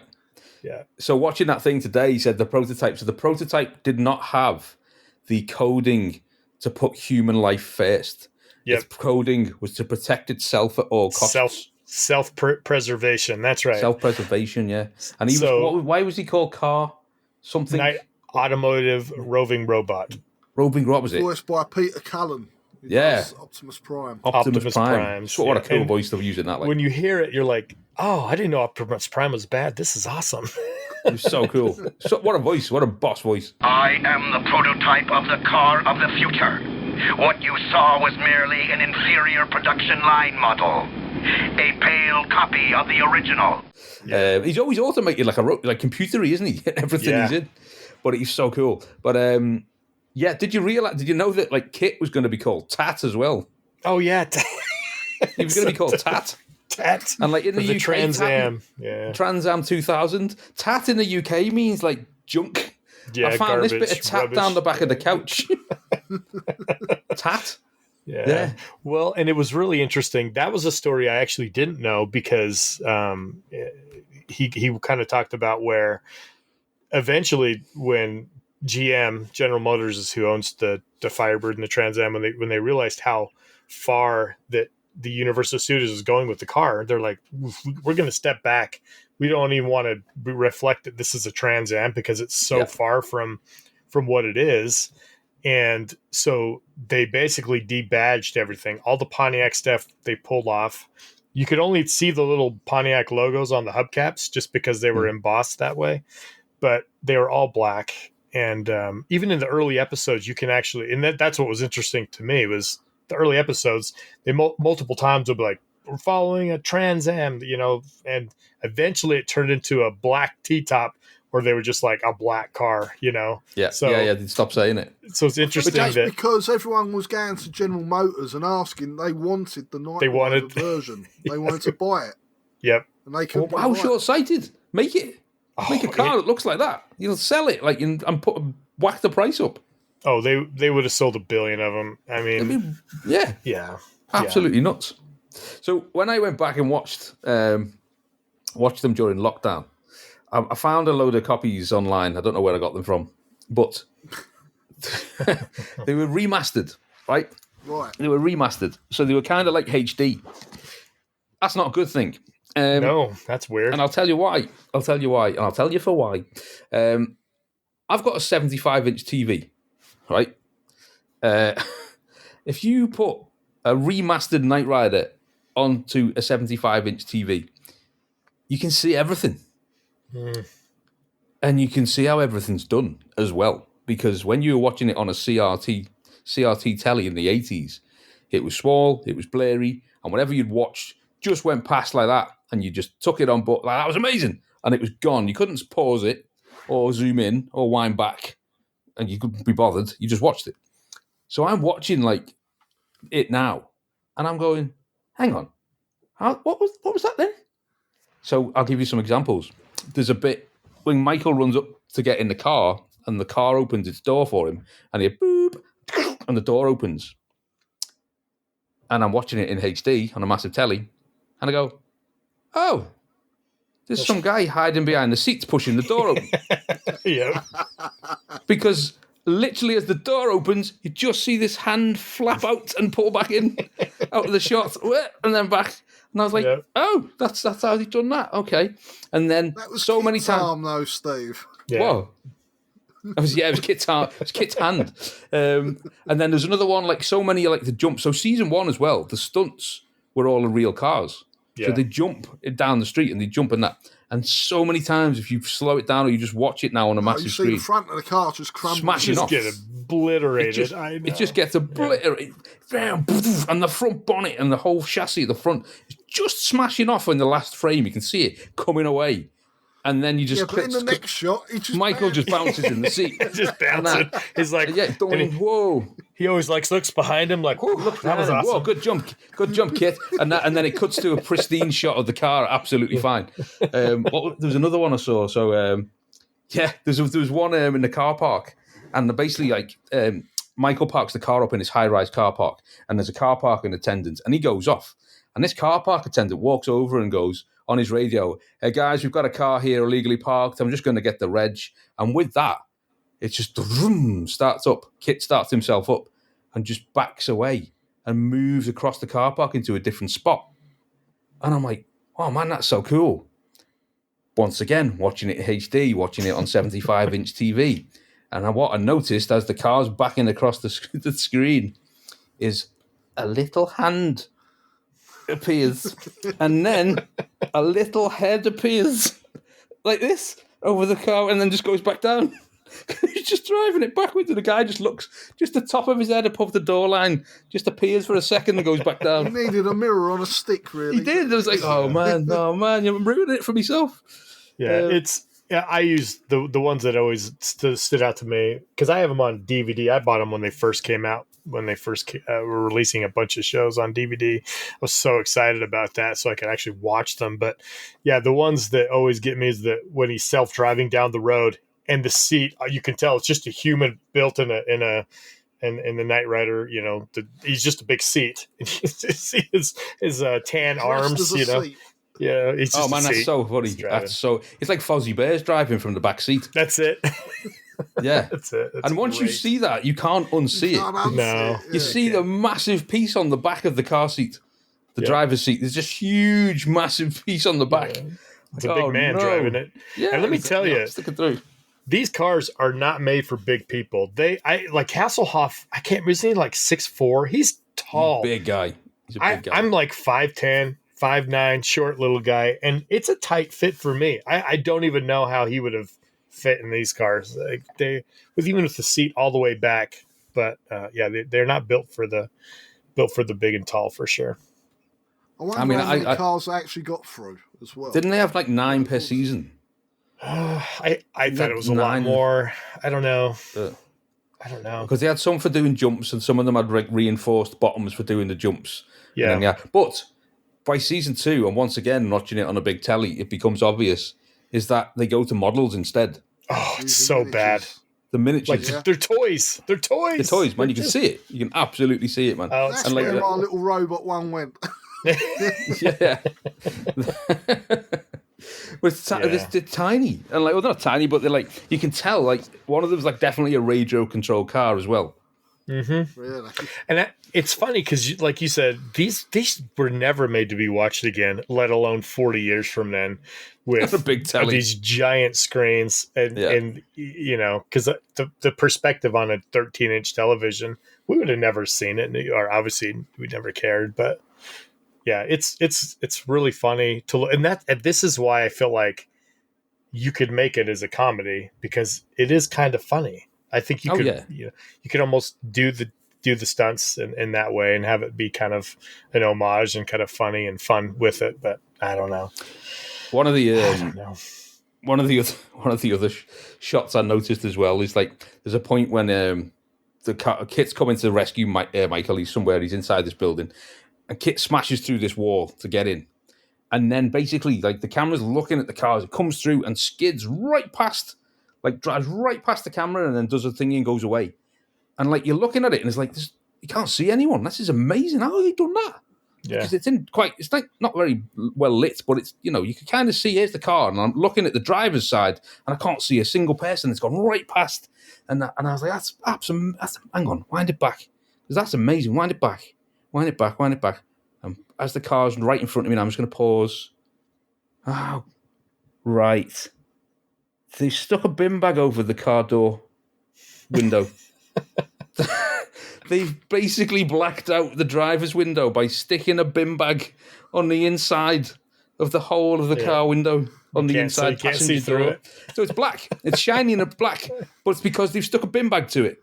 so that's how they've blacked it out. It's just a black window because they haven't even painted it black. They've stuck a bin bag to it. I'm like, oh no, I'm just ruining my childhood watching this. I know, it's true, but it's kind of fun to think about what they were thinking about at the time. How they've got this 8-second shot. How do we? And they probably spent days, getting the bag put around it, or how they're going to shoot this one scene. It's a lot of work for just a quick second. It's pretty wild to think. It's brilliant. It's actually brilliant because what I've got to say is, and I mean, looking back now, and you go, that's ridiculous. It worked when we watched it. It worked. I fully believed it. I believed this car was driving itself. I didn't see, Yeah, it's kind of easy to look back and be able to slag it off. But you look at a lot of modern... watching, I've mentioned it on the show before, the new version of The Equalizer. And when they have a car scene in that, when whatever character's driving a car and there's a bit of a chase, it's obviously all blue screen or green screen, and they're in a studio, and it's all that fake driving. The road going past looks fake. That to me sticks out like a sore thumb. Yeah. So at least they were on location trying to do these stunts. Yeah, they had guys dressed up as car seats and bin liners covering. No, but I think that's more impressive. But that's what I'm saying. It's more impressive. Yeah. That's more impressive than of course it is. Yeah. Having someone sitting in a shell of a car in a studio and they put in the background afterwards. And 100%. Like, so I mean, I'm watching the new season of Daredevil now. It's on Disney. And I'm not a big fan of Marvel, and I'm not a big fan of that, but I did like the Daredevil series because they're quite dark, quite gritty, quite brutal. Really liked it.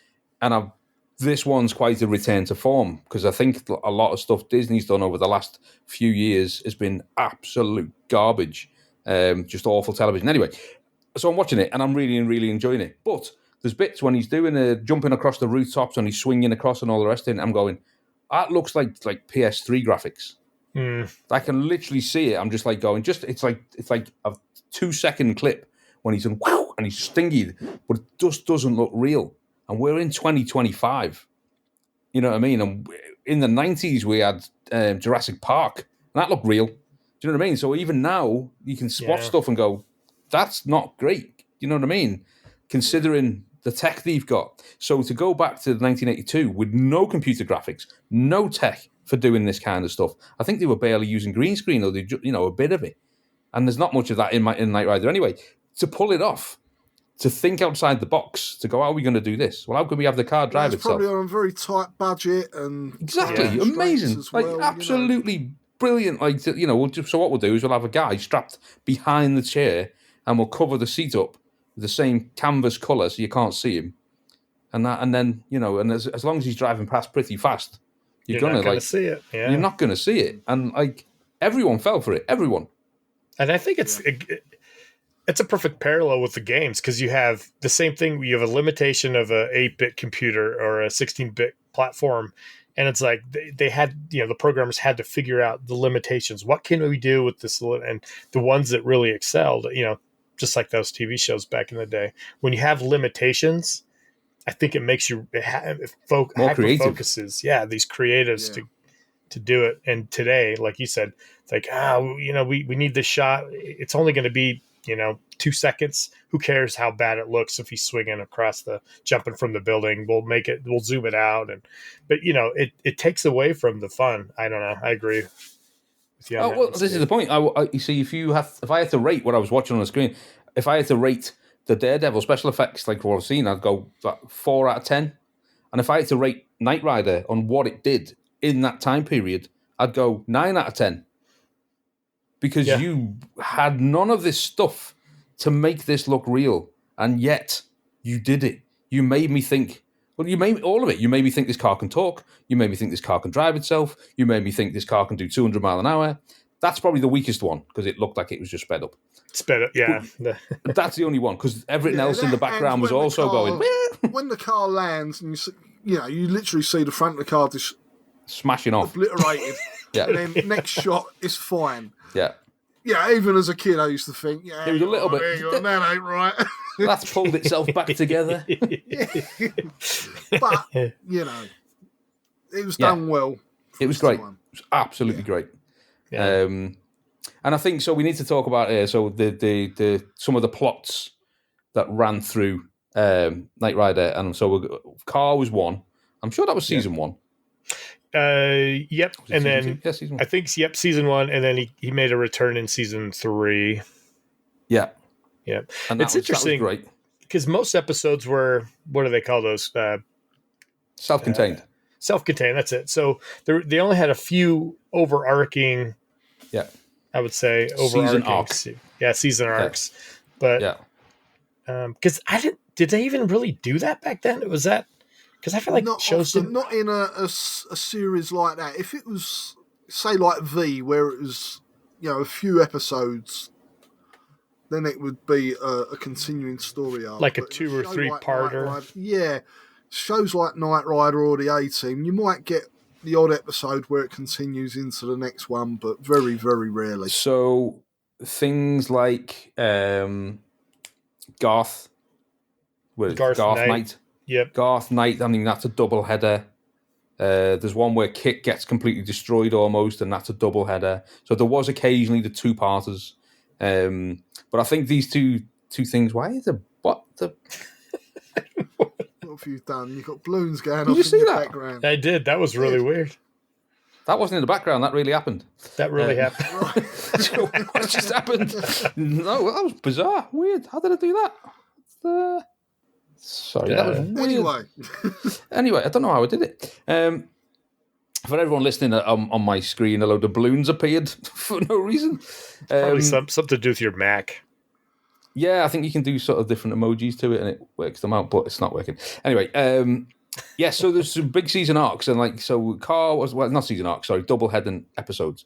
But the biggest one really was when he come up against Garth Knight, which was himself again. And those episodes are hilarious. Oh, they're absolutely hilarious. Yeah, so Michael Knight, his face is based on the original founder of Wilton Knight. Wilton Knight's son, Garth, who turns out to be evil. Yes.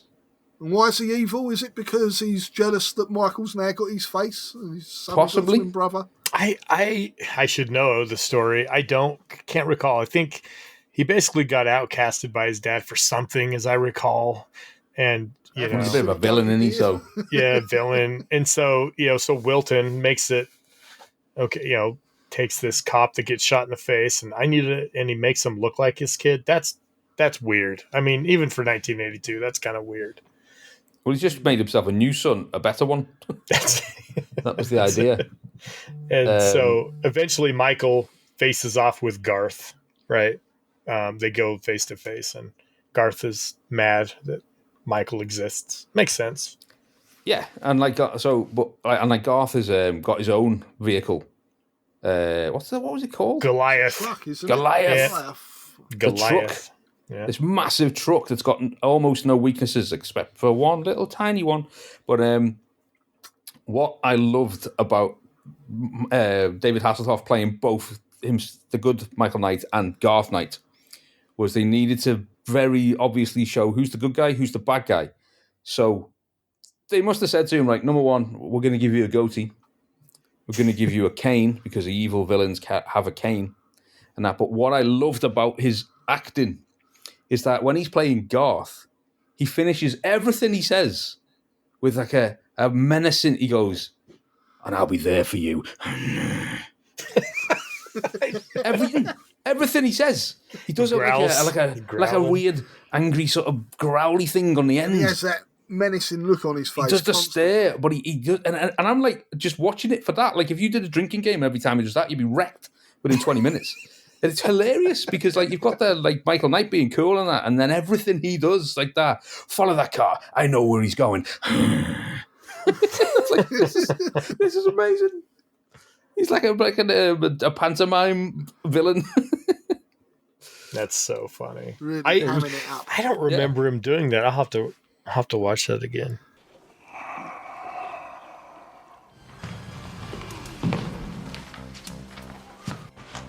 We meet again.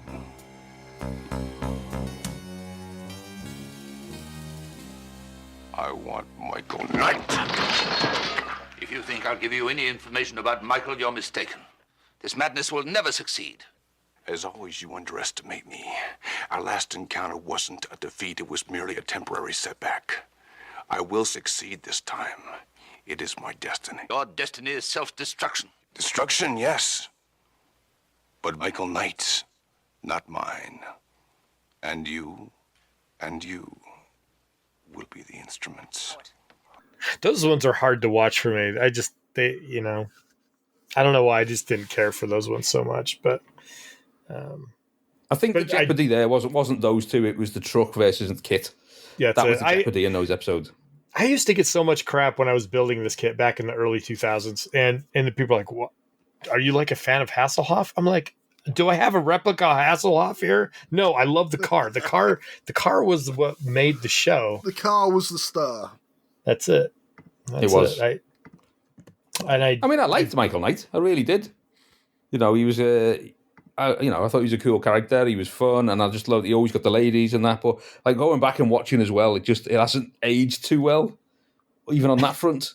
Yeah. Like I watched one episode, and he does all this thing, and he saves some girl, and he's rescued her through the whole thing, and she's practically fallen in love with him by the end, and he gives her a kiss, and he's like, "Don't worry, everything's gonna be fine now."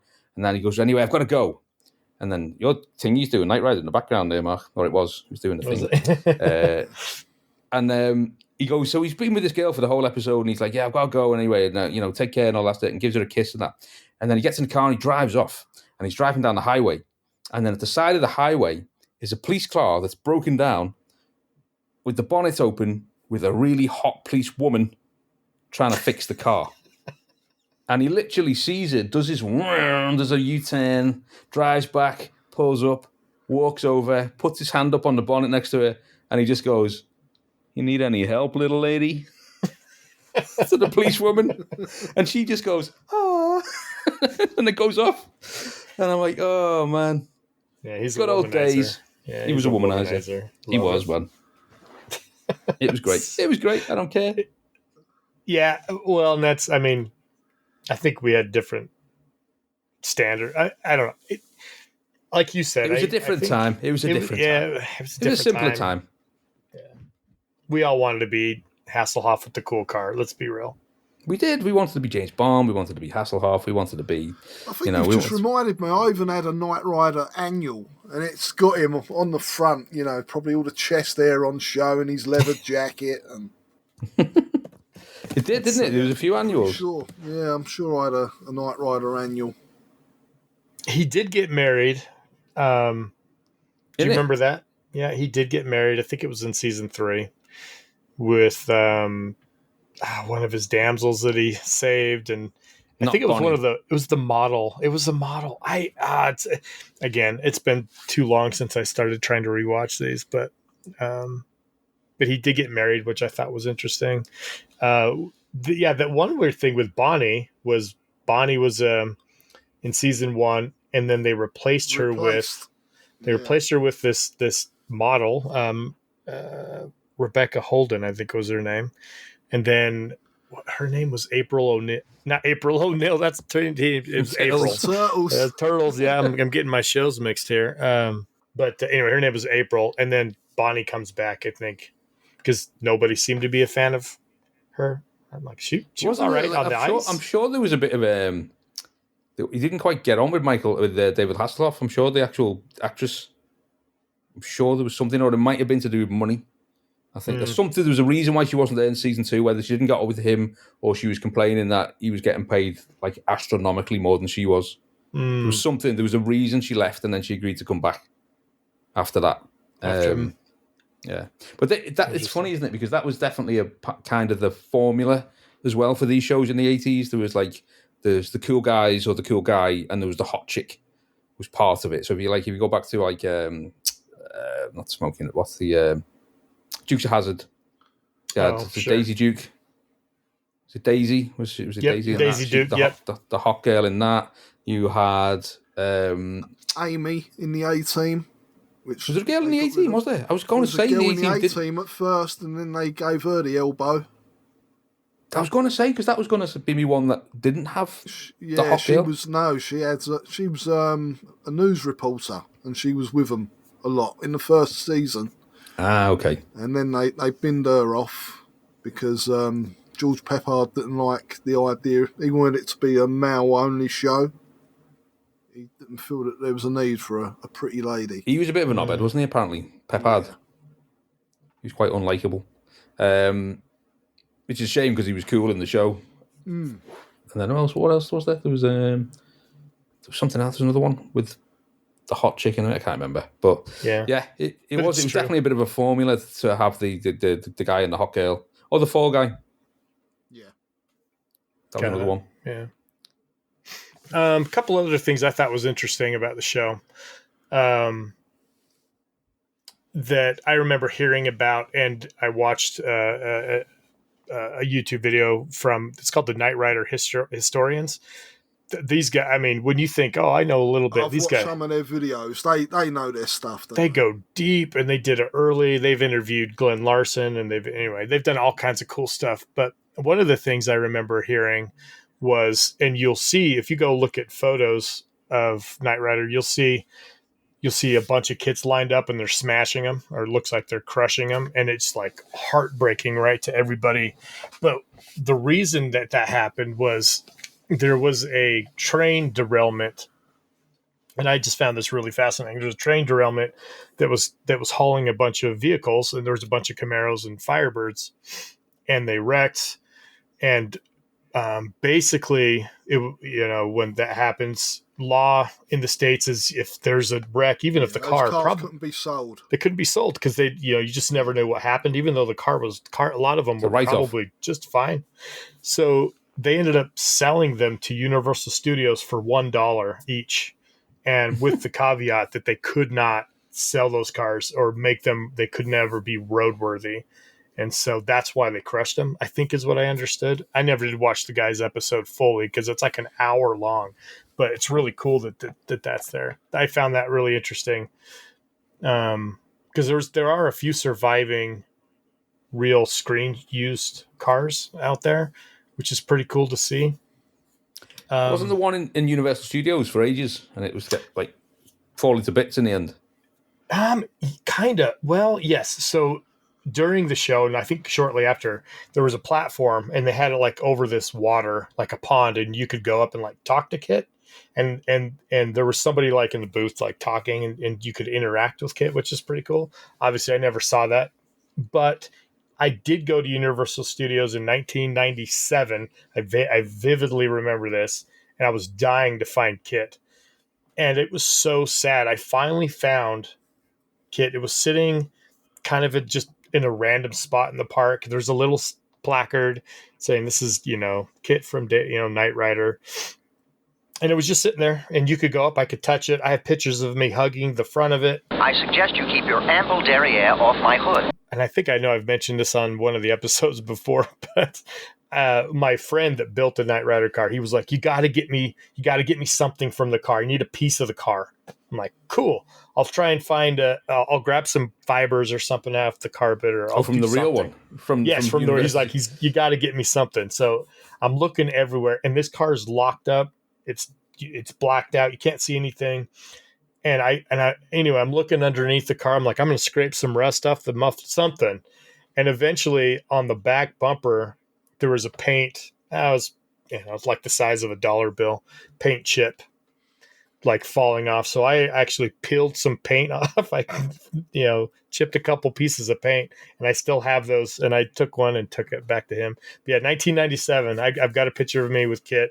It was just a really sad sight because it was just sitting there, And then I went back with my wife in 2002 to Universal Studios. We looked everywhere. There was no Kit to be seen. And we were waiting in a line, and I looked over the fence, and it was so far away. I remember I zoomed my camera in. Of course, cameras were crap back in 2002. But I think I saw the back end of Knight Rider or of Kit against a building far, far, far away. It looked like it, but that was the last that I'd seen it. So 97, it was still on the park, which is, when you think about that too, so Knight Rider ended in 86. That was 11 years after the fact. I think of a show, what ended in 2014 that I don't know, because time is such a weird thing when you get older, right? Because in 97, Sam, at the beginning though, about it being iconic, that car could still attract. Well, this is it now. See, the thing is, it could now actually be there again, and it would get a huge amount of attention. Yeah, so there would definitely be a period because of us, because of our generation is now. You get to. It's I like to talk about my band, but it's the same reason we can do 80s music now. Like go back 10 years, couldn't do it, and go back 20 years, absolutely no chance. But there comes a point when things turn into nostalgia and it's cool again, and it's something that people like really are affectionate towards and have nostalgia for. And I think a certain amount of time has to pass before it'll work, before it'll becomes embedded in the memory so much, and it's been long enough that you want it back or something to do with it. You know what I mean? So I do think there's definitely going to be a period there after Knight Rider's been out into the 90s, into sort of like late 90s, 2000, where it'll go off the boil and no one would be bothered looking at it because it's still too in recent memory to be iconic in that way and like so well loved. But you give it a few more years, like up to now, when these people who watched it as kids are in their 40s and getting older, they're all going to want it now, and I would make a beeline for it if I was there. If I knew Kit was there, black in all his splendor, I would definitely want to see that when I was there. And I'm telling you now, anyone of our age would 100% want to go and see that. Yeah, no, 100%. You're right. And they've got to have some left hiding there somewhere in the back lots. Do them up, man. Make a retro part of your whole park. Make a retro bit with old stuff from like what we all loved as kids. That's it. I'm sure they could find, an old one and do it up again. It doesn't have to be one that's used on screen. No, it just has to be that car. The part. Yeah. I mean, to be honest, those cars, they're not everywhere now, but that third generation Firebird just sold just tons and tons of cars. So you could really get any of them and get them done up right. I mean, I could go build one again today if I really wanted to hunt one down. They're on the classifieds, but you're gonna do it, Mark. I can't do it. I bought a 95, so I have a last generation Trans Am. I bought a convertible. I think it's just me getting old wanting a convertible. So I still have a Trans Am. It's not the same, but it gives me that warm and fuzzy feeling of owning a Trans Am. One man can make a difference. That's right. One man. Unfortunately, his name's Trump, and he has made a difference. Right? He's made a little bit of a difference. We're not doing that. No, we can't do it, Dean. We're not going there. We're not doing about that. The games, then. I am the voice of Knight Industry 2000's microprocessor, KITT for easy reference, a kit if you prefer. We're not going to spend long on this. No. Looks like basically 1986, which is when Knight Rider died. They licensed it out, and it went to the 3 8-bit computers over there by Ocean Software. So Commodore 64, CPC, and Spectrum made their version of Knight Rider. Now the artwork is beautiful. I've got the I've got a Commodore tape, and I've got the Spectrum tape as well, cassette. Yep. And they're beautiful. But the game, what's up with the game? What happened? I think Ocean started advertising this about a year before it actually was released. Okay. So I think it was in some sort of development hell. I don't know if a different set of programmers had started work on it and then it was given to whoever done it. But whoever did do the final products didn't do a very good job of it. It's a badly designed game. I mean, a Knight Rider game really should be all about the driving. Mm-hmm. And this isn't. You have a bit of driving. There's even an option where Kit takes control and you're just shooting helicopters out of the sky. Well, that's just it. Like all of these versions.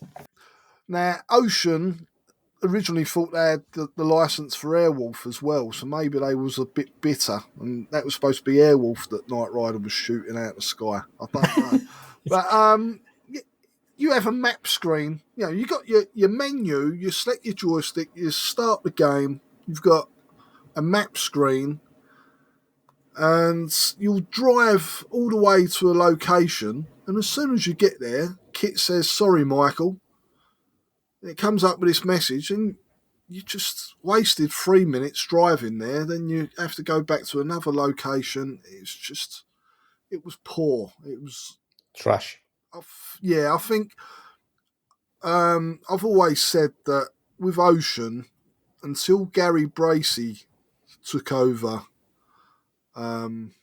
producing these games, they produced a lot of rubbish, and I think Gary Bracey hadn't started there just yet, or he had just been brought in.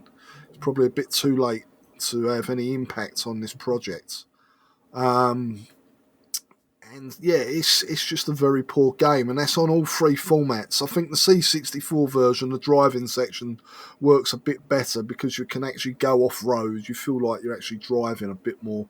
Whereas with the Spectrum and Amstrad versions, the road goes all over the place, and you don't actually leave the road. The board just flashes if you're not staying in the middle of the road properly. And then, you know, when you do get to the location, it's an overhead view, a bit like Gauntlet. It's supposed to be like a warehouse, and each level's slightly different. And you're playing Michael Knight, and you've got to get past these guards and get some evidence or something. But I've done that very few times originally, and I tried playing it today, and I lasted 5 minutes before I switched it off. It was just too much hard work for no reward. Yeah. I think the best thing about it was probably the music on the menu screen. Yeah, they were pretty good, actually. Yeah. I think, well, I mean, when you laugh, when you think about the whole point of the show, too, is like Kit's whole thing was protect human life, and here we are shooting helicopters out of the sky. You know? And that really goes with all of these games, outside of the very last two we'll talk about briefly, but it's like, it's not Spy Hunter. I mean, but I feel like they base this game off of Spy Hunter. But all of these games. Spy Hunter had more variety. Variety. It wasn't just helicopters. This is just one endless enemy keep appearing on screen. Plus, you're trying to deal with navigating the road. It's so limited, but done so poorly as well. The road, it winds left and right. And on all three versions, you've literally got two stripes that are moving towards you. And that's supposed to represent the motion of the road coming towards you. The computer's crashed. I'm looking at it right now, and it's absolute trash. Like, what's hilarious is, like you say, Dean, is like the road's doing this. Sort of left to right, and then there is just a grey, white, grey, white, grey, white checker. I'm watching Commodore 64 versions. Check the Spectrum and Amstrad versions. The road goes in some really weird angles as well. So when you're trying to navigate it, you are literally, moving left, right, left. It doesn't stop. At least with the C64 version, it feels like it's out of the three, it feels like that's the one that you're actually driving. Don't get me wrong, it's not great, but it's better than the other two. I'm looking at the specky one now. I'm on the loading screen and he looks really happy. Yeah, the loading screen. I know Michael Knight looks very red. He's very red. Roasted, but the artist who's no longer with us, Frederick David Falk, he was a legendary Spectrum graphic loading screen artist. He'd done some really good stuff. That wasn't his best work. But yeah, unfortunately, Michael Knight, he coloured him in red. So he looks like he's been charred a bit. He's been in the microwave. The sun in the desert. He's just looking at Kit's scanner, really happy. That's what he's Yeah, maybe that's what it is. The reflection of Kit's scanner. That's it. So I'm looking at the specky one now as well. So yeah, the road's even worse on the specky one. I mean, basically, two lines. Yeah, flickering almost. Yeah, flickering away. It's basically like Operation Wolf. Like a really basic. Game. Just a target game of shooting helicopters. A target game with a road that moves about. Like I say, you can drive or you can let Kit drive and you take over the shooting. What's ridiculous is it looks if the road is just flashing on, off. Yeah. It says on the dashboard that you're doing 240 mile an hour. And that's the other thing. On the Spectrum version, there's no engine sound. It's silent. All you got is the little farts and noises for the shooting. Yeah. At least on the C64 version, you do get an engine sound effect that sounds like the turbo boost more than anything. They could have animated the bloody steering wheel as well a bit. Yeah. Because you're turning up and down the road, totally, but the steering's just stuck there. Yeah. It's like, at least make it do this.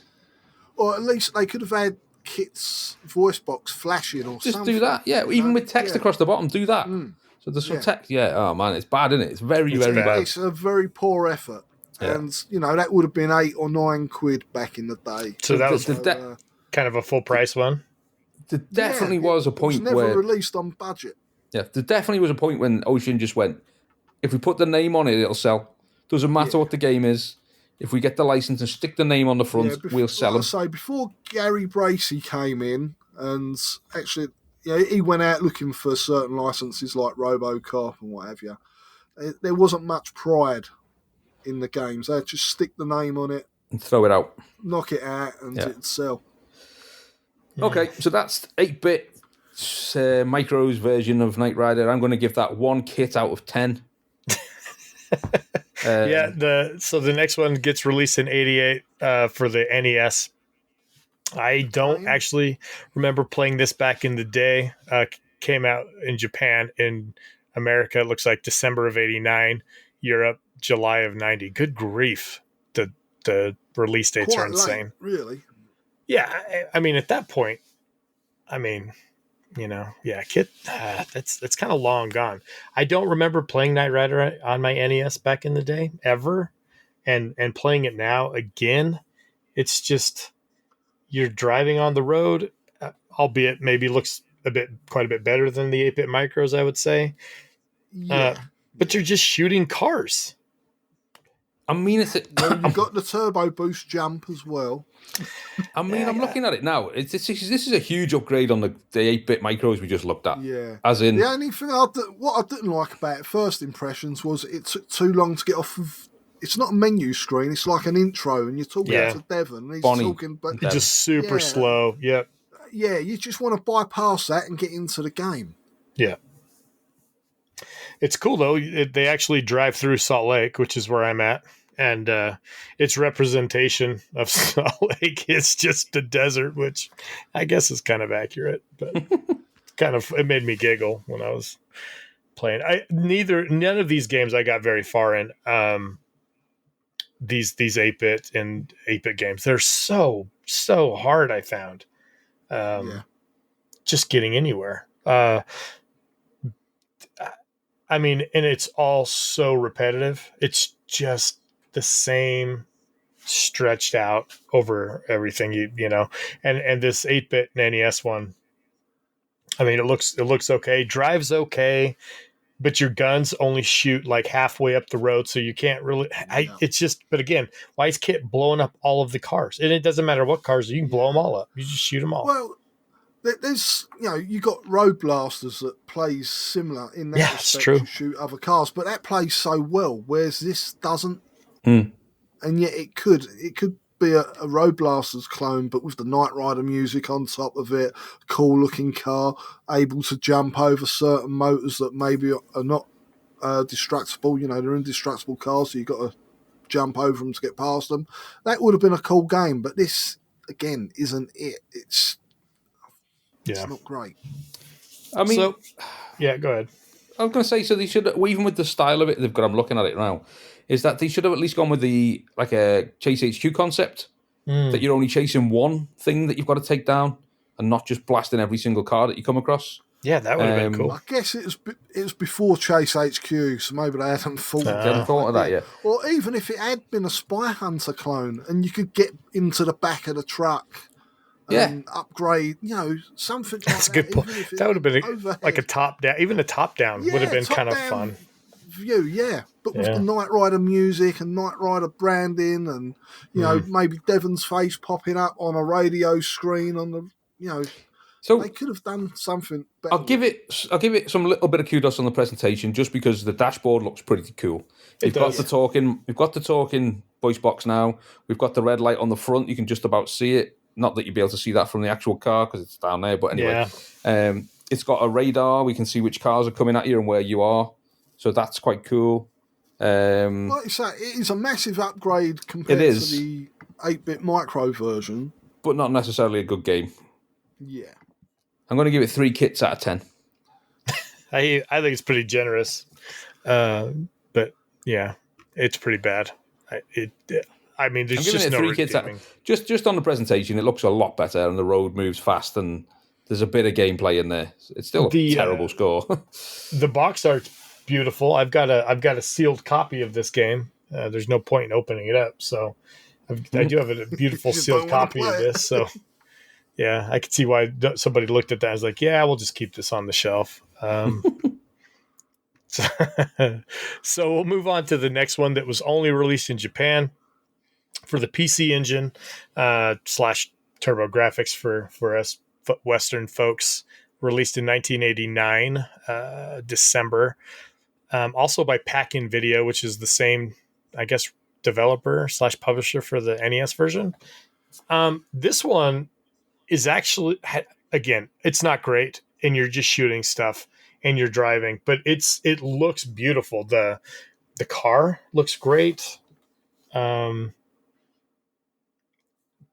Kit gets to speak in Japanese. I don't know what else there is to say. It's kind of a fun game, but again, it's hard, and you're shooting enemies, which is not what I feel like Kit. I don't know what here I'm talking of 35 years ago, joking about a game, because I'm like, what would I do today? Like today, if I could make a Knight Rider game for an 8-bit system, what could you do that would emulate what, because you don't want to be killing people and things. Like you say, graphically, it's quite nice. Personally, myself, I would, like Steve said, try and go down the Chase HQ kind of route. And I think this was released after the first Chase HQ game had been published. So maybe something similar to that, as well as the shooting.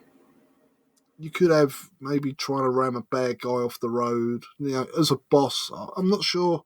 I haven't played this that much. I downloaded the English translation of it, but it's worth really get into it. I'd say it's worth giving this one a shot. It's worth giving all of them a shot. I think if anybody out there's never played any of them, that you start with the oldest and kind of work your way up. The 8-bit micros, I think you could really try any of them. They're pretty similar, but the NES one, try the PC Engine one, definitely try. It looks nice, doesn't it? It's a pretty game. It's quite impressive. Yeah, it's got a little bit of the intro with the purple thing with the background, the car, the start, and he jumps. He's got turbo boost. Yeah, you've got the turbo boost in the game. But I think I was sitting there thinking, like, what would I do? I think what would be fun is, like on the 8-bit Ghostbusters game where you're driving around. I mean, you're not really driving, but you're kind of going to a certain spot. I think if you had a driving section, kind of like this PC Engine or NES version where you're actually driving, maybe dodging cars, not shooting anything, and then getting to a spot where Michael gets out and does kind of a double drag and beat him up kind of a thing, going just out, doing a thing and then getting back in the car. That would be kind of fun. But I don't know what they were thinking here. I got nothing else to go on there. You guys got anything else to say on the PC Engine one? If I was going to make it with sort of kind of modern sort of sensibilities, what I'd do is I'd do it like a Chase HQ. So you've got the racing down, you're driving down the road trying to catch up with this guy, and I'd have a point where basically you could have the guy just sort of scream back behind you, and you could just go, or it'd be a quick time event, but basically Kit takes over driving the car, and now you're facing the back and you're trying to shoot him. Yeah, so you know what I mean? Your car's driving itself now. You're looking out the back and you're trying to shoot him, until you've got him down to a certain energy level, and then he comes back in front of you and you take back over the car, and now you try and smash him. Did Michael use a gun in the TV series, though? Not that I can think of. Knight Rider, definitely. The Kit never shot anyone. Kit's got no guns. He has his laser beam he shot Goliath with. Oh, you got a laser beam, yeah. But it definitely didn't have turrets on the front. No. Yeah, I can't think of it. So this is okay. We'll move on to the next. Fast forward from 1989 to 2002. This is when I had already built my car. I remember going into GameStop, and GameStop at the one I found this at actually had the PC version. We never got the PlayStation 2 version here in the States, but the PC game was sitting on the shelf, and I was like, what? A PC Knight Rider game? I had no idea. Looked at it, looks awesome. So I bought it, and it's still sitting on my shelf today. And I never did play it because I was never a PC guy, especially back then. I just never could afford a really nice one. My dad always had decent game or PCs, and he never would have let me install. I was already married anyway, so me trying to go over to play a Knight Rider game on his computer, he would have laughed at me. So I have had this sitting here forever, but I had no idea. It took years before I even saw that you guys in the PAL region got a flipping PlayStation 2 port of this, which is awesome. Did either of you play this back in the day? No, I didn't. I haven't played any of them. Oh, you even work for PlayStation. You sure you want to? Do I need to edit that back and say I love PlayStation? No. Nothing. There's a lead tester on them, and he didn't play them. I didn't work for PlayStation then.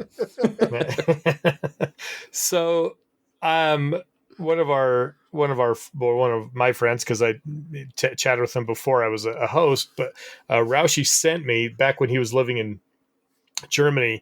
He sent me both PlayStation versions of Knight Rider and Knight Rider the game, or Knight Rider the game and Knight Rider the game 2 for the PS2. So I've got them now for my collection, and I have not a Japanese. I have a PlayStation 2 debug kit or a test unit kit that will play PAL games, and I've got a CRT that will do 50 hertz, and so I was able to play both of these games. I played through this game all the way through. Yes, I did that for this episode. And I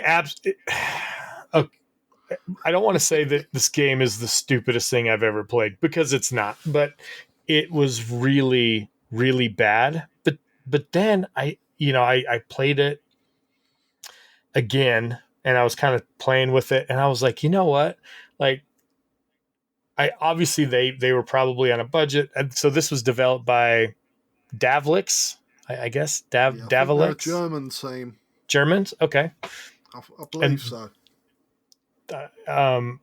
So what can I say about this because I don't want to offend anybody that made this game. I think the game itself was bad, but being able to they put everything in this game. Car is in this game.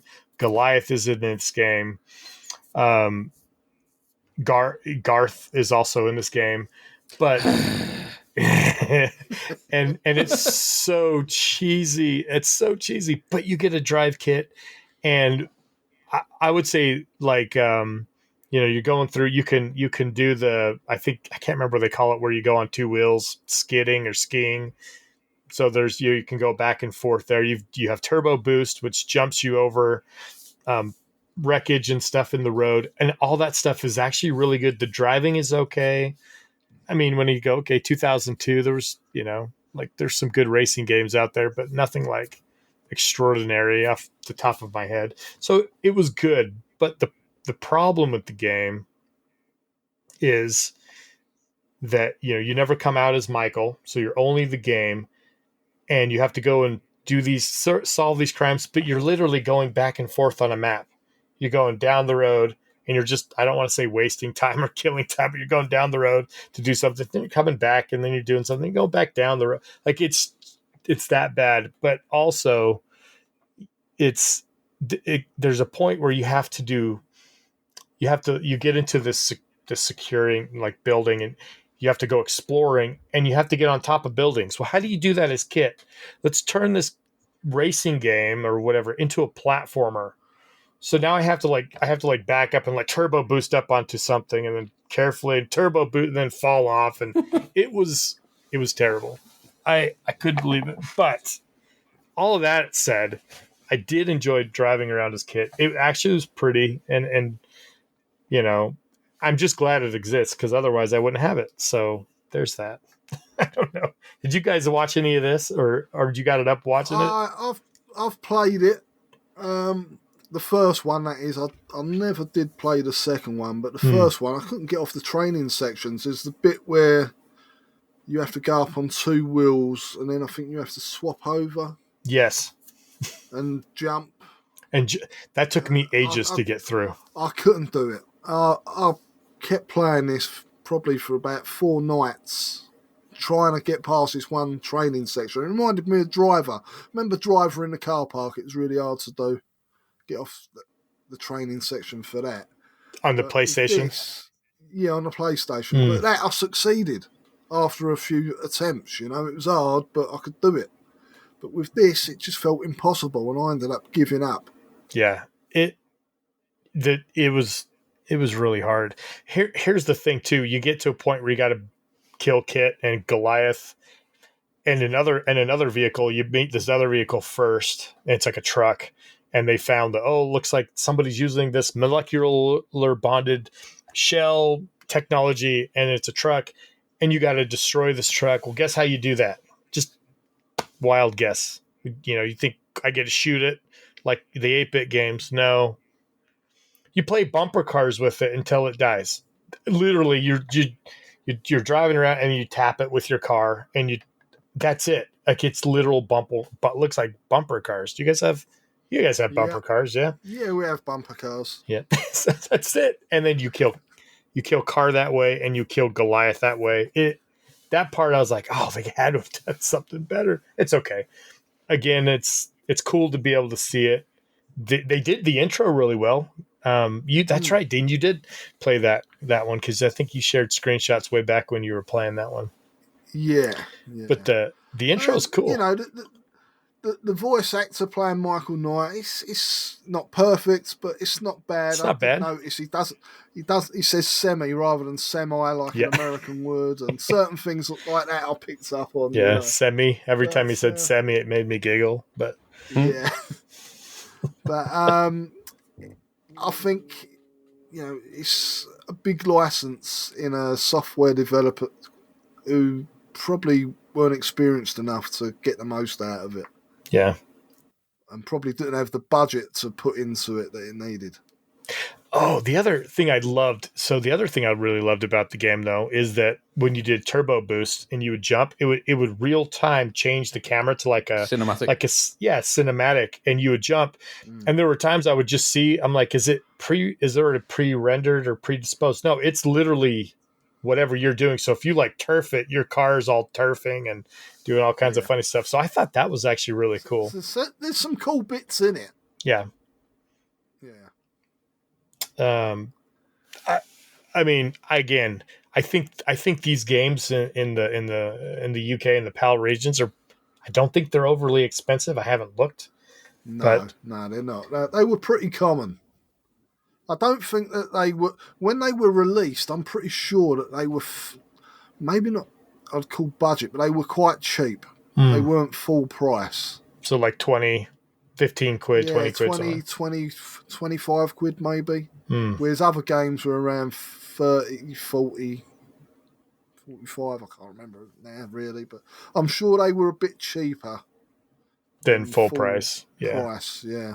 So in that, I would say if you have a PlayStation 2, go find one and try it, because this one, yes, it's really hard and silly, and there's certain parts it's dumb, but again, you get to drive around his kit, and it's a decent looking model. Is the second game much different? It's basically the same. It starts off with the end of the first, where you kill a car and everything, right. But you have more to do. It becomes more. I just say it's more convoluted. I only got through. I think I played it for about an hour. I didn't get very far in it, and I kind of gave up on that one. I still have it plugged in. I had meaning to beat both of them, but I couldn't do it. But it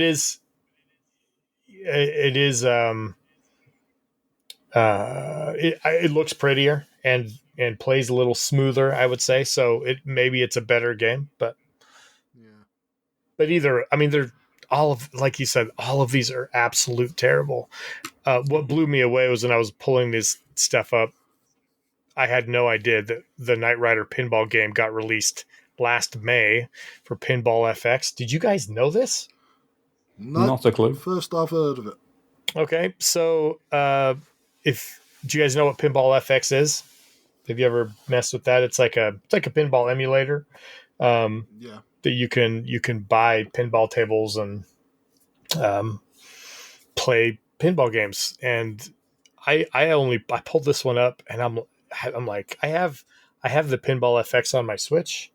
It's how I've played pinball games before, and so I need to buy this game. I had no idea. So it's just a Knight Rider themed pinball table digitally, and that's pretty cool. I'm gonna have to get it. And yeah, if you get a chance, you should pull up a video of that one, because it looks awesome. So again, how did I not know that this game had been released? It sucks, there's so much out there that it's hard to. Strange, I've not seen that promoted. It's something you'd think, because there's been Ghostbusters and Star Wars and all the Marvel stuff. There's been pinballs quite back in now, isn't it? Totally, especially digitally. Yeah. No, I haven't seen anything on this. Yep. Go watch some YouTube vids on that one.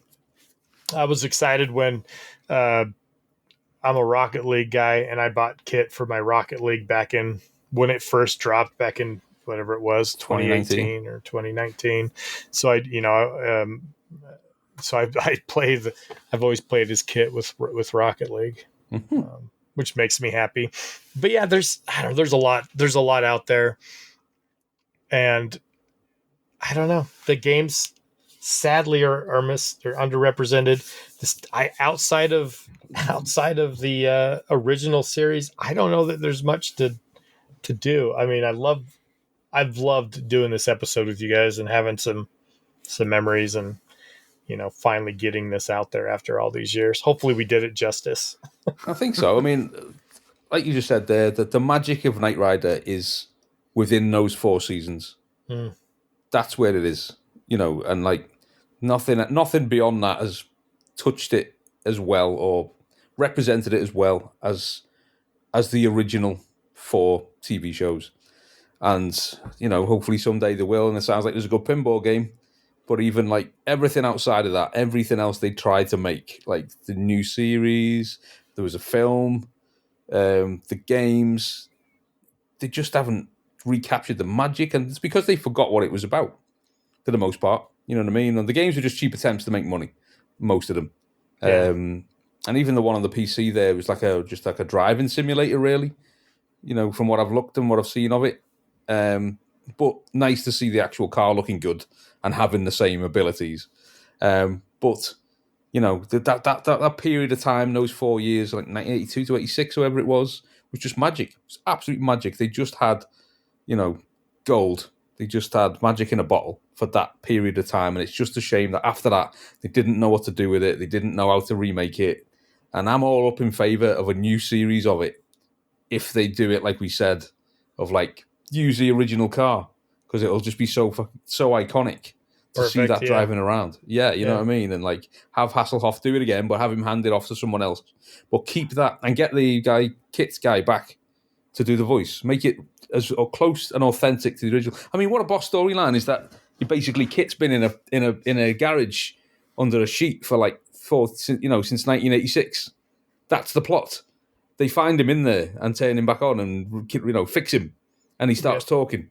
And he was like this amazingly advanced car that they invented in the 80s and then forgot about and didn't know how to do it again. And that's how it comes. Like they pull the sheet out and it's like, what is this? And he turn it on, the light comes on and it's like, oh my God. It'd be great. Do it. I think so. That's how I'd do it. So yeah, but I think we've done it justice, guys. I've really enjoyed this episode. We've been trying to do this since 1987. We finally got there. We did it. Yay, it's done. It's dusted. Yeah. We did it. Dean, did you press record? Oh no. Oh no. Did we forget? Yeah.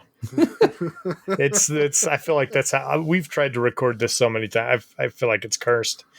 I feel like it's cursed. Do you know what's been really good about this though? Because I love the idea. When we first pitched the idea about doing Night Rider, I was like, oh man, yeah, I love it. And it's taken us a long, long time to get here. But what I've enjoyed about this episode, certainly for me, was that even though I looked up some stuff about it today, most of the stuff we talked about, it just came flooding back. It was just pure nostalgia, just kicked in, you know what I mean? And I was like, and that's always the best when it's just coming from there, you know? Personally, I've not seen the show properly in years. I think it has. I've seen the odd rerun here and there, but only caught bits of an episode. Yeah, bits of an episode or whatever. Yeah. But it's a show that I look fondly back on, and it's nice hearing you two talk about it, especially Mark, because Mark's a super fan. Yeah. And I know Steve got into it, like I say, over lockdown, and you kept talking about it, and that's kind of. I'm a big fan. I'm not a super fan, but I am a big fan. Yeah. You gotta be insane to build a car. I think that's the problem. I'm not that far in, but but there again, we didn't have that many of those cars in this country. Yeah, it would have been much more difficult here. Far between when we saw them. It was just seeing a standard model. It was a big thing. Yeah. But, no, it's been great. I've enjoyed talking about it and hearing your stories on it. Same. Likewise. No, it was fun to get on here with you guys. Just a shame the games didn't live up to the series, really. I agree. That's such a shame. Yeah. I mean, it's kind of why I wanted someone out there can make us a decent game, man. But that's kind of why I was like, let's focus on the TV show and not on the games. Yeah. They're not worth our time. They're worth 10 minutes at the end. I know, and I can't believe I was so close to beating that other one. I was like, I got to beat it just to see and platforming for building to building and jump, driving and jumping through and smashing through a window to get to the other. I was just like, this is so hard. Like, I don't know.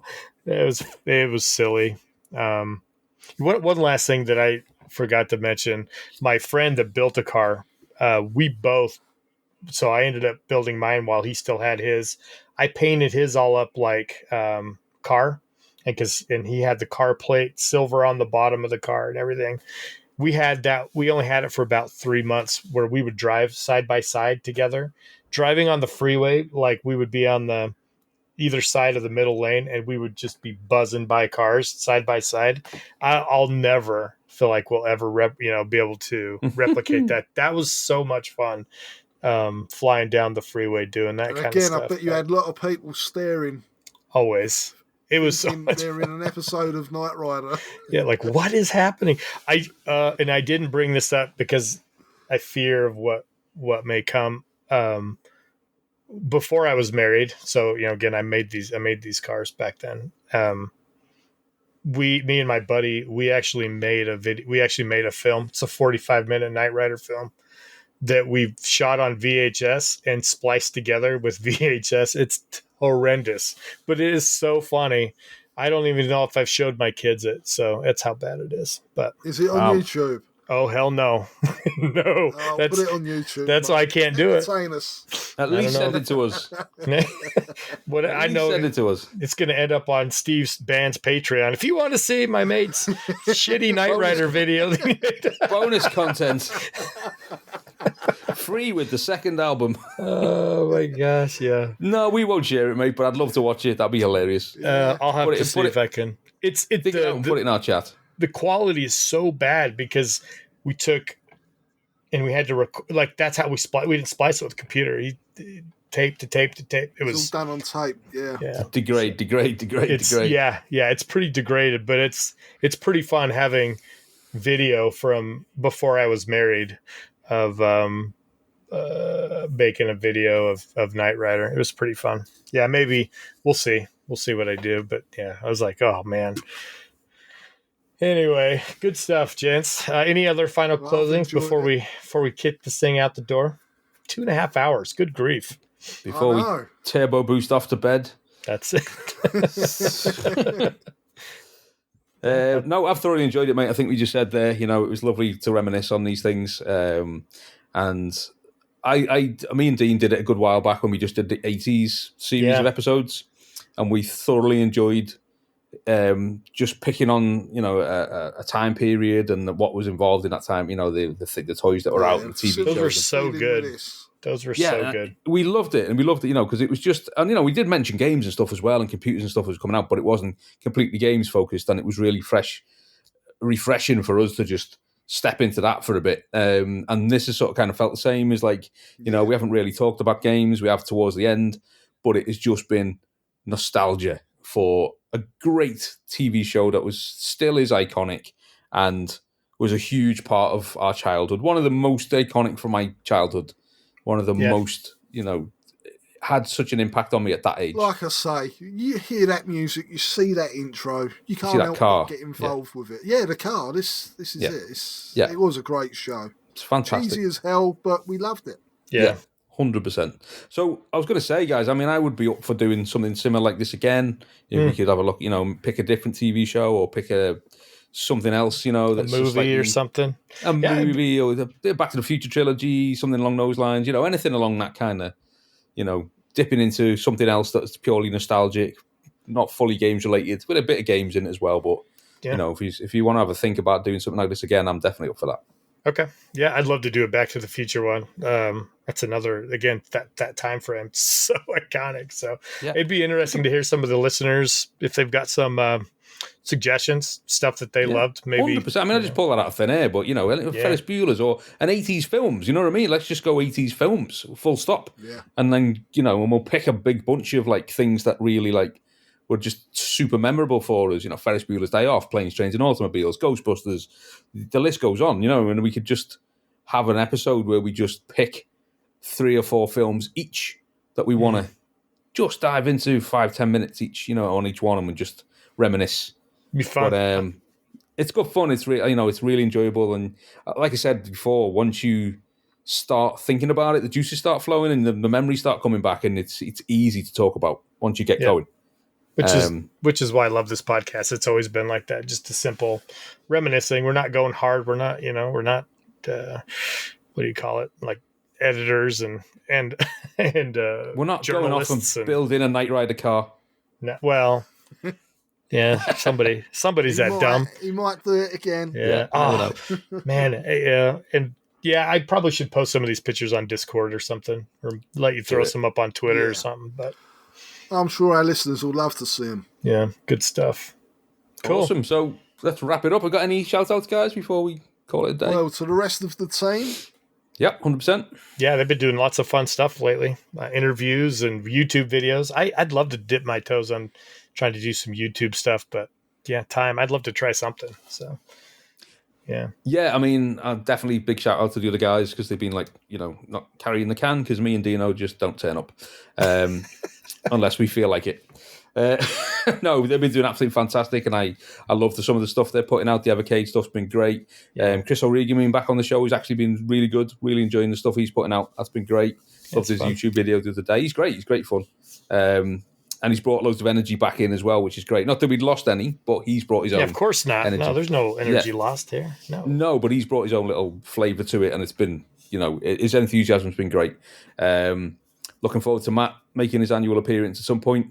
I'm sure he'll be on something with us at some time. He was talking to me and Dean about doing a simple episode, so we'll try and get that organised. Good. Yeah. I know. Three simple men. We can come up with a simple episode, I'm sure. We did come up with an idea, didn't we? We'll do some digging on that and we'll get stuck in. And yeah, apart from that, shout out to the guys. I'll give a shout out to the Zap to the Past lads. Still listening to their stuff. They're getting towards the end now because they're running out of Zap magazines. Cool. Are they going to Commodore format? Yeah, they're going to change over. I don't know what they're going to do. I really don't know. I mean, it's absolutely one hell of an undertaking that they've done. Like, they've done every single issue of Zap, and they have reviewed almost every single game in every single issue. I can't believe there's enough time to even do that. That's insane. I don't know how they do it, because they put an episode out every week, and it's usually coming up to 2 hours long. But you can tell by listening to them, they've sat there, they've picked, say, like 6 games, and they took 3 each, and then they are in detail, in depth, like proper reviewing. You know, they're funny guys, man. They have a really good banter with each other, and it's similar to our kind of humor. It just goes off on a crazy tangent, and you're laughing about absolute nonsense. But they're really funny guys. But they do their homework. They really do. You know, they for me, if I was going through the Zaps and you give me like a text adventure or something, I'd do like 5 minutes and go, I absolutely hate this. I can't play anymore. I'm just going to say it's crap. Do you know what I mean? Yeah. Whereas they even when they don't like what type of game it is, they will go give deep it into it. Hours. You know, they'll get stuck in and play it and find out what's wrong with it, and why it's good or why it was bad. And it's been fascinating. And my hats off to them for doing every single issue of Zap. And they are now, I don't know how many in, 75, is it? Something like that, issues. And they're coming to, I think they've got like about less than 6 months left or something, a year of episodes. I'm not too sure of magazines, but I don't know what they're going to do next. I hope they do something next, because they're good guys. They're funny. They should do the Crash. Well, they were Commodore kids, that's why they've done it. No, this is the thing. So maybe it will be Commodore format. I mean, I mentioned Amiga to them, but I don't think they're keen. And I get that, because they were basically like, the time it takes to do a Commodore 64 game, if you times that by 10 to get stuck into an Amiga game. Yeah. So... with some titles. Yeah, so... I don't know. I hope they carry on, but I've been loving it. I think they're good guys. They're really funny. They're a good listen. So check out Zap to the Past if you haven't. And that's me.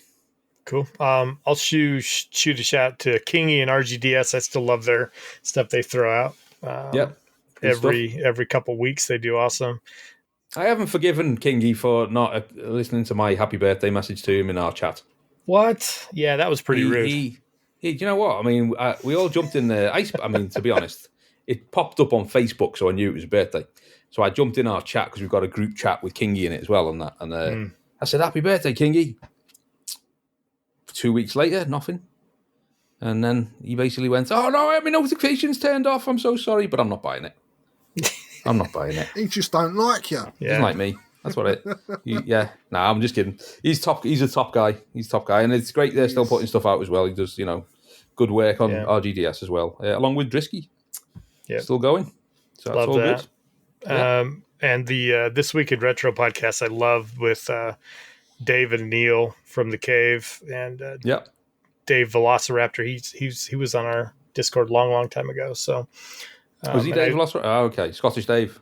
Yep. That's the one. And I used to listen. I listened to that episode 1 when Boat and Neil. And then Dave took over when Boat from the Amigos. They're nuts, those guys, because they do they've done the Amigos podcast.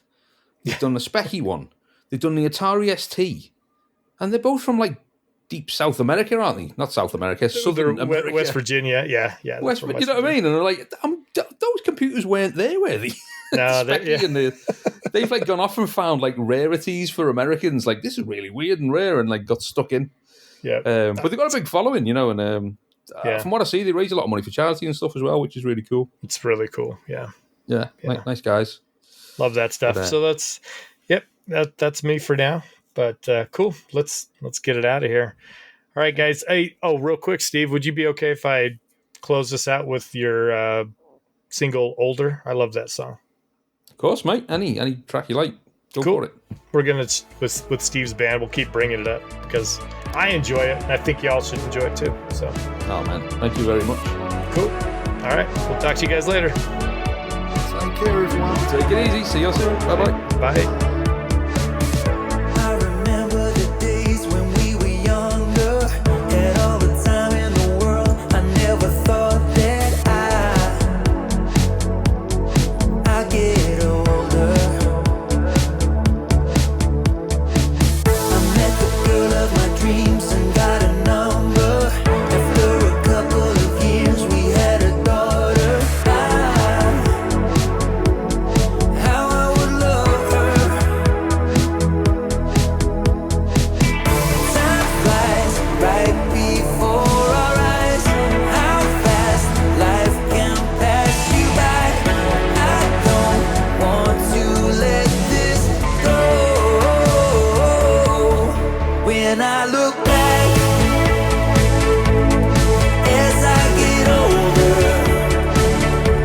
I've got no regrets, 'cause we've made the best of every moment.